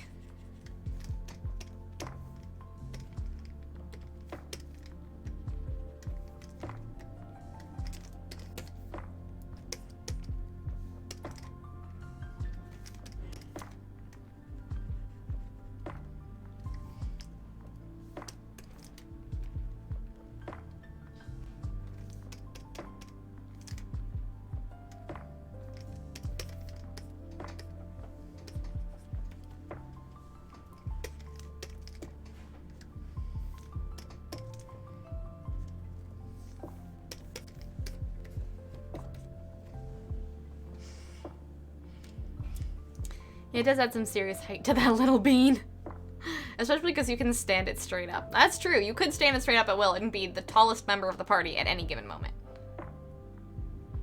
Monty is 3 feet tall. Monty meets fresh cut grass when. I know that Casper and Monty were, like, made, like, they weren't made in a how long has C3 been going on? A while. Okay. I don't think Monty and Casper were made with C3 characters in mind, but when I was drawing them and the descriptions that both Matt and Nico gave me, I was like, this really has some fresh cut to grass Ashton vibes for sure. For sure. Rowan gives the best fucking cups because the arms and hair. You're just engulfed. We have become entangled. Actually, imagine Buttercup to be unusually tall for a bug. Okay, I was thinking that Buttercup was tall for a bug too. But, like, I don't know. Still shorter than Rowan and Casper. But you know, hey, maybe I'm wrong. That was me and all of the teasers. I can't wait to meet all these friends. They're gonna be so good. Oh man, I'm so excited for you to meet all of them.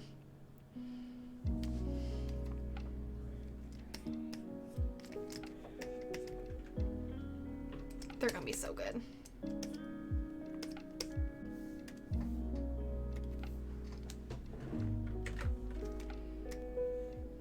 Alright, let's go back to doing some scale work. And by scale work, I mean, truthfully, just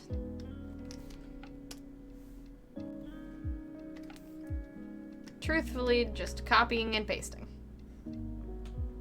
Because, you know, when you have to do a bunch of little detail work, copy and paste is your friend. Or making a brush out of it, but you know, I like to make things needlessly complicated. We all know this. I did not have FCG, FCG was not in my head, and I gave Brie a Monty doodle I made. Yeah, he gave me a Monty doodle I made. I was not basing Monty off of FCG, I was basing Monty off of a doodle, but man, when I was drawing Monty, I'm like, this has some big FCG vibes. in a lovely way. Ashton's a cyberpunk character in a high fantasy world. Oh, Brie, there's a fresh new meme in the memes channel from earlier. Peruse at your leisure. Ooh, okay. All right, I'm interested. Let's look at this meme.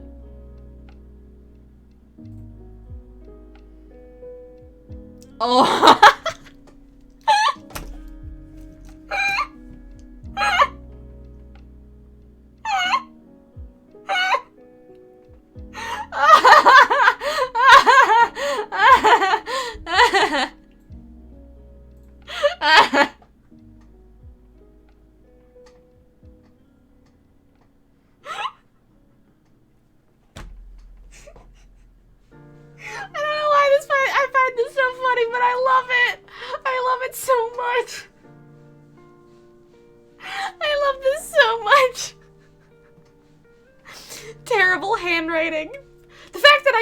That is buck wild. But I can read that. I know where all the letters are too. Oh, because it looks like my terrible chicken scratch.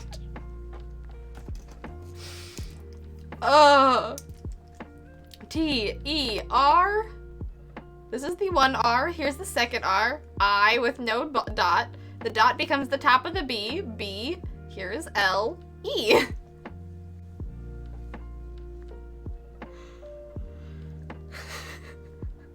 And then H, A, N, D, W, R, I, T, I, N, G. That's how handwriting. W, R. It's like worse cursive. Worse cursive. You really wrote exactly how I do. Exactly. It's the worsive. Worsive. Like, there's the oh fuck, so good. Oh my god, I love it so much. I love it so much. Thank you very much for this gift, John. Thank you for making fun of my handwriting with me. Cause Larry, let's this is like, I want to show you guys, for anyone that hasn't seen me write down things, here, I'll show you how terrible my handwriting is.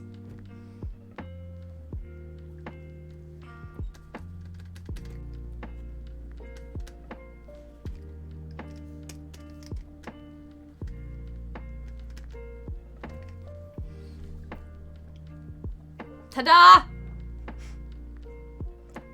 This is if I write fast. I have to actively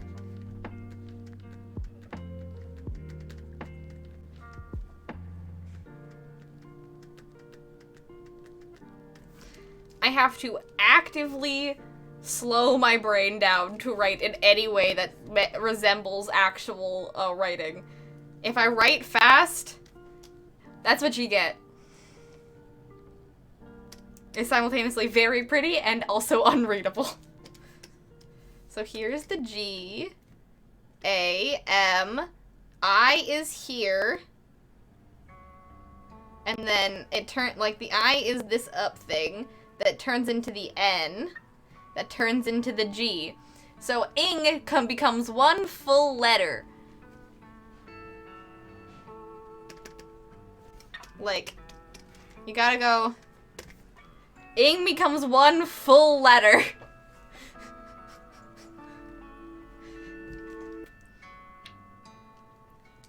New hieroglyph just dropped, everyone. Ing.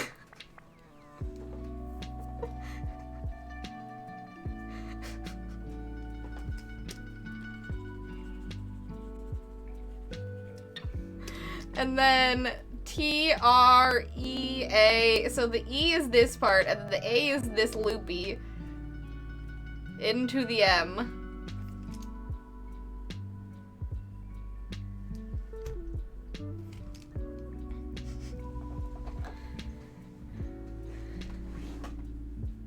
With that, I didn't even consider becoming a doctor. Yeah, like, if you give me, like, any vowels together, like, you can usually make out the first two letters, and then it's, like, vowel M. Like, vowel line M, and that's how my handwriting works. It's bad, y'all. It's bad. It's bad. Mom Dana says it might be hereditary. I really like that ing is a new like, new letter just dropped. Ing. I really have to slow down and be able to make it readable. Like, this is how I write my name.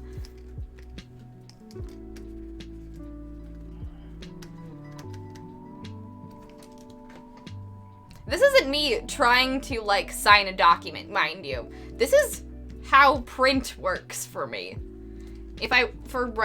When print happens, I really have to just make sure that it is readable. There we go. This is how I sign my name. That is my signature. This is me at my normal speed. This is me really trying.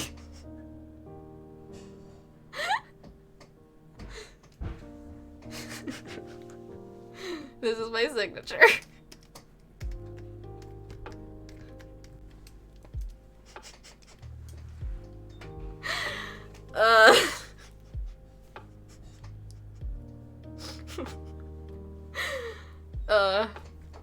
So B-R, the I is lost, but we know it's there. G-H-I-D. D-E-D-A-N-A-N-N. There we go. The B-R-I, like, if you have I-G next to each other in anything, it's only, you're not gonna get the I. You're only gonna get the G. You just have to infer that the I is there.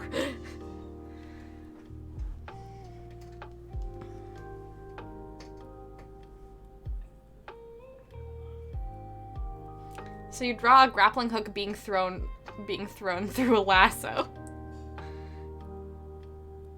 Yeah, pretty much. Yeah, pretty much. Because this is the B. This is the B, and then scribble, scribble, scribble, scribble, scribble, D. And that's my signature. The I is inferred.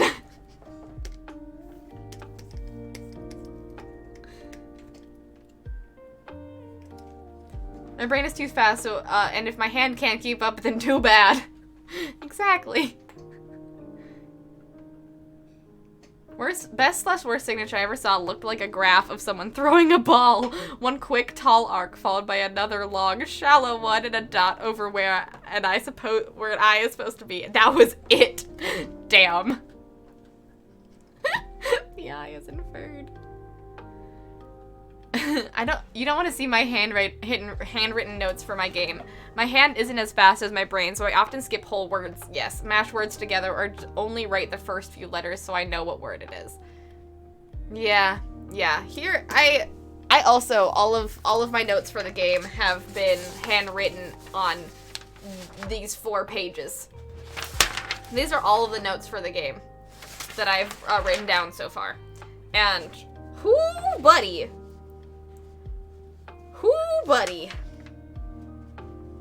Only I could read this. Only I could. And I'm gonna have to, like, I wrote a script for the beginning of the game last night on here, and I was reading it out loud, so I, like, just in case, like, I couldn't read my handwriting, I would go back and fix a word.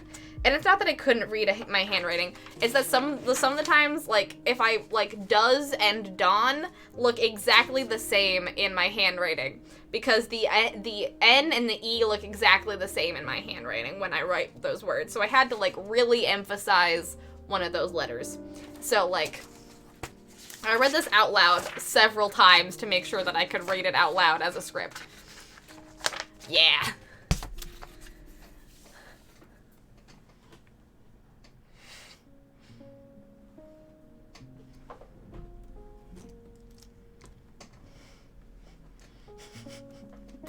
So I just had a guy ask me about my D&D campaign, and I told him that it was, that it would take a while to type everything out, and his response was, well, you can just save your fingers by telling me over coffee. I don't think a guy has ever been that smooth to me before. Damn.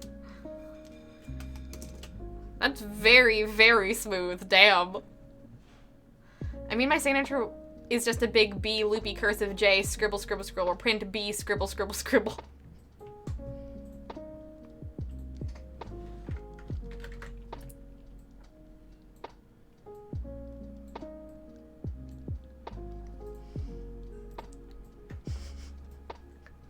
I trained myself to sign my name to look like a cat. That is really cute. That sounds adorable. Maggie, actually. I love that for you.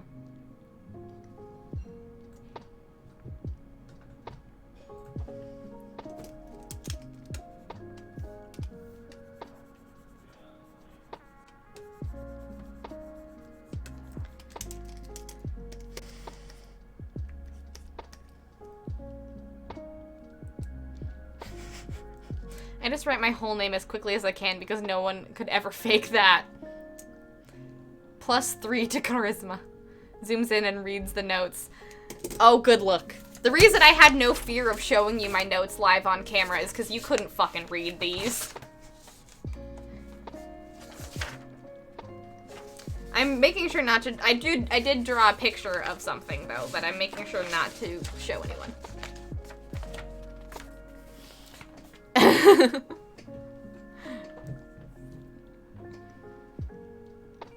So this is a VOD now, so we can all practice forging Bree's legal signature. It changes all the time, who knows?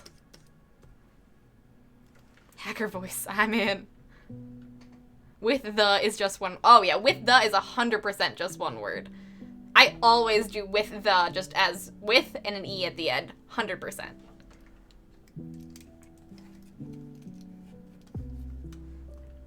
And then rewatch on repeat to get secrets. Everything I've written down will be hopefully revealed on Saturday, guys.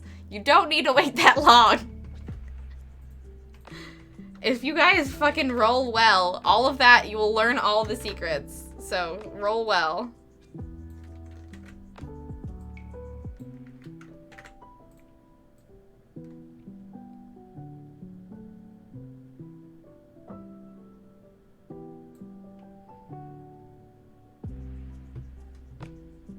But we impatient. I mean, fair.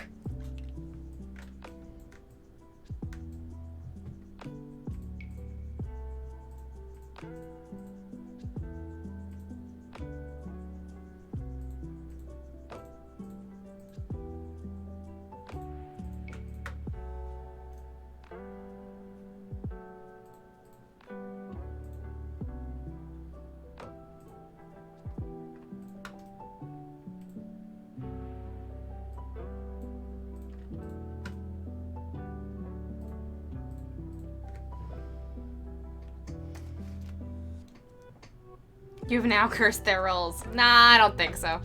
I don't think so. It's not like D&D. I think they'll be okay. I think they'll be fine. I have trust and faith in them. But hey, maybe I did. And if so, we'll have to decurse them during the stream.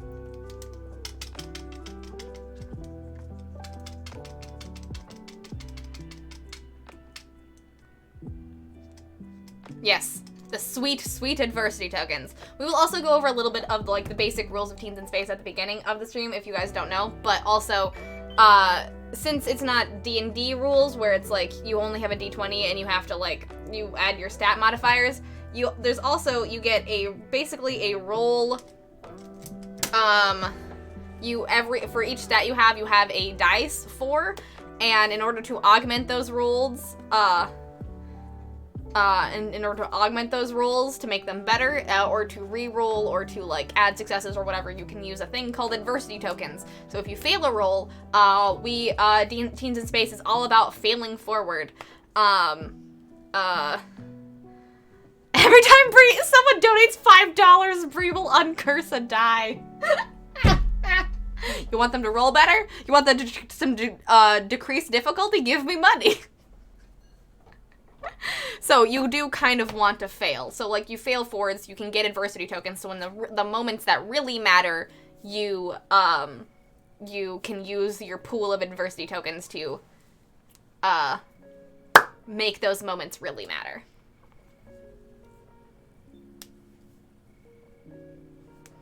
So yeah, so you don't just do the things that you're perfectly good at. You want to do the things that you're bad at so you can get adversity tokens for the things that you're good at later. Failing forward.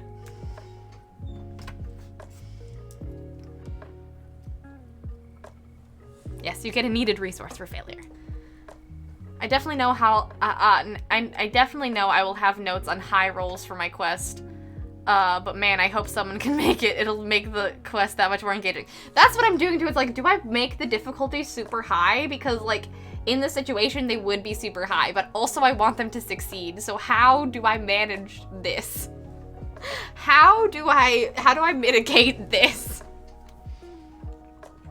And I think basically what I did was just like, for like things that really matter, there's gonna be like a scaling difficulty where it's like, if you do this, then you like, if this like, you sort of like a video game, like if you unlock this specific thing, then this will be easier for this and blah, blah, blah, blah, blah. Like, I'm not thinking about it too hard, but if there's a thing that comes up in my brain, it's like, oh, if they do this thing, then it'll be easier. Or like something along those lines, then the difficulty will drop type of vibe, rather than like, this is a hard DC. So I think it's a little bit easier for that sort of measure of success. And I don't know if that's like a secret about the game that I'm telling my players, or it's just like how I decided to do GMing. We'll find out. This is my first time. I have no fucking clue. It's a pay to win game. But it's a pay to win game. The difficulty will decrease if you give me money. Me in real life. Also, since I've never run a game before, I'm taking a lot of like scenery cues, from comics, of course, and gameplay mechanics from video games, because that's what I know.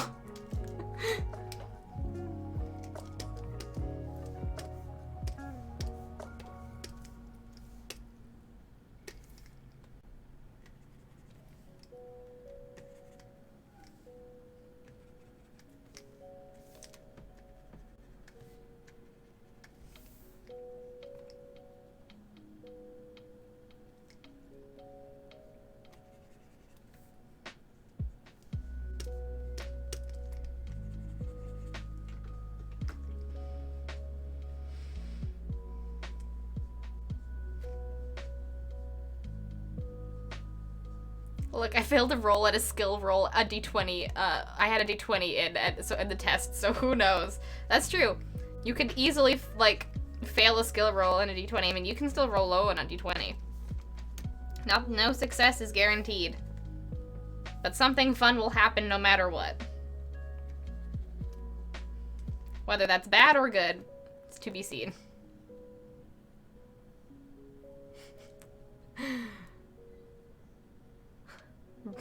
That makes me think about Fantasy Flight's Star Wars system. You have force points, and you can start with positive or negative force. You can spend positive force for bonuses, and then they flip to negative, and the GM can use those to make something harder. Also, the advantage and disadvantage dice change the narrative of an action. Cool.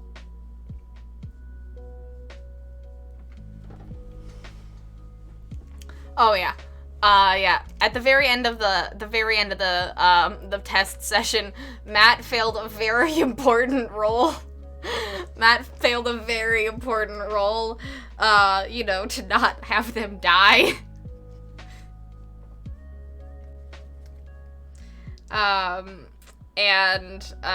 Rowan, with a little bit of rules finagling, I allowed Rowan to use a luck point, to give Monty a luck point, to have Matt re-roll, and Matt rolled just above the difficulty, and it was, mwah! They didn't die. They didn't die.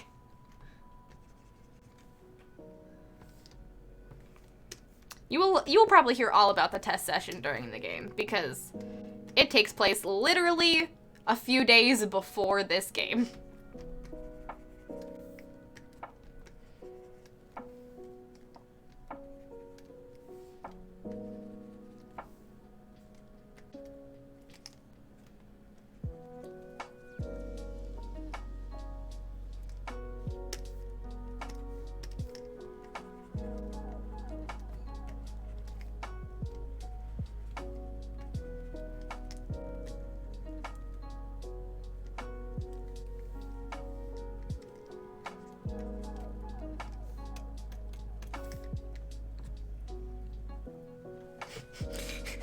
Shut up, okay, everyone, roll new characters. Yeah, I mean, I don't think I would have killed them, really.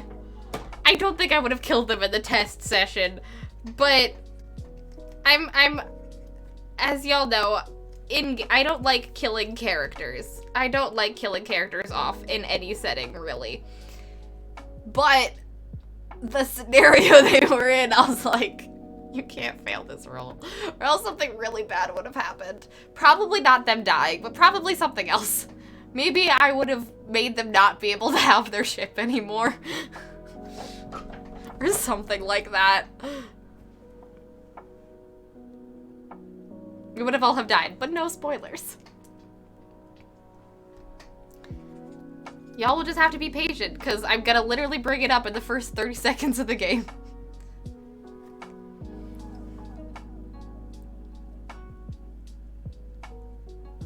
Yeah, you can't die in the game. There's no TPK rules. Because it's about kids. We're not trying to kill kids here. But that doesn't mean there shouldn't be a sense of danger.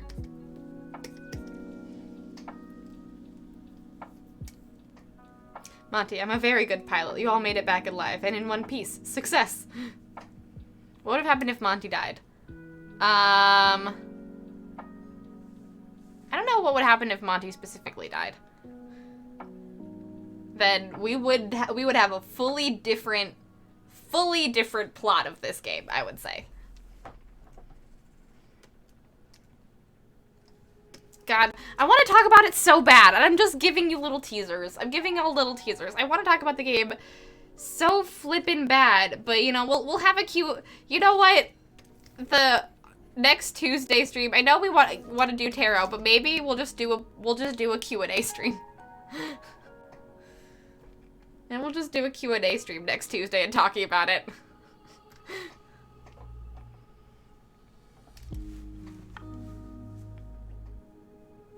Sounds like my first test session for my Fallout game. My character lost half health in one hit, and I was like, oh no! Oh no! We died today, boys.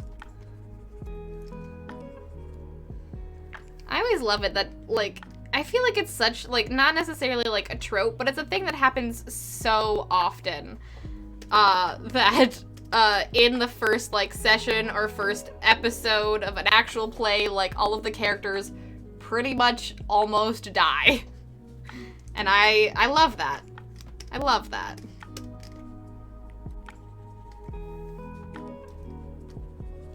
I love that for them.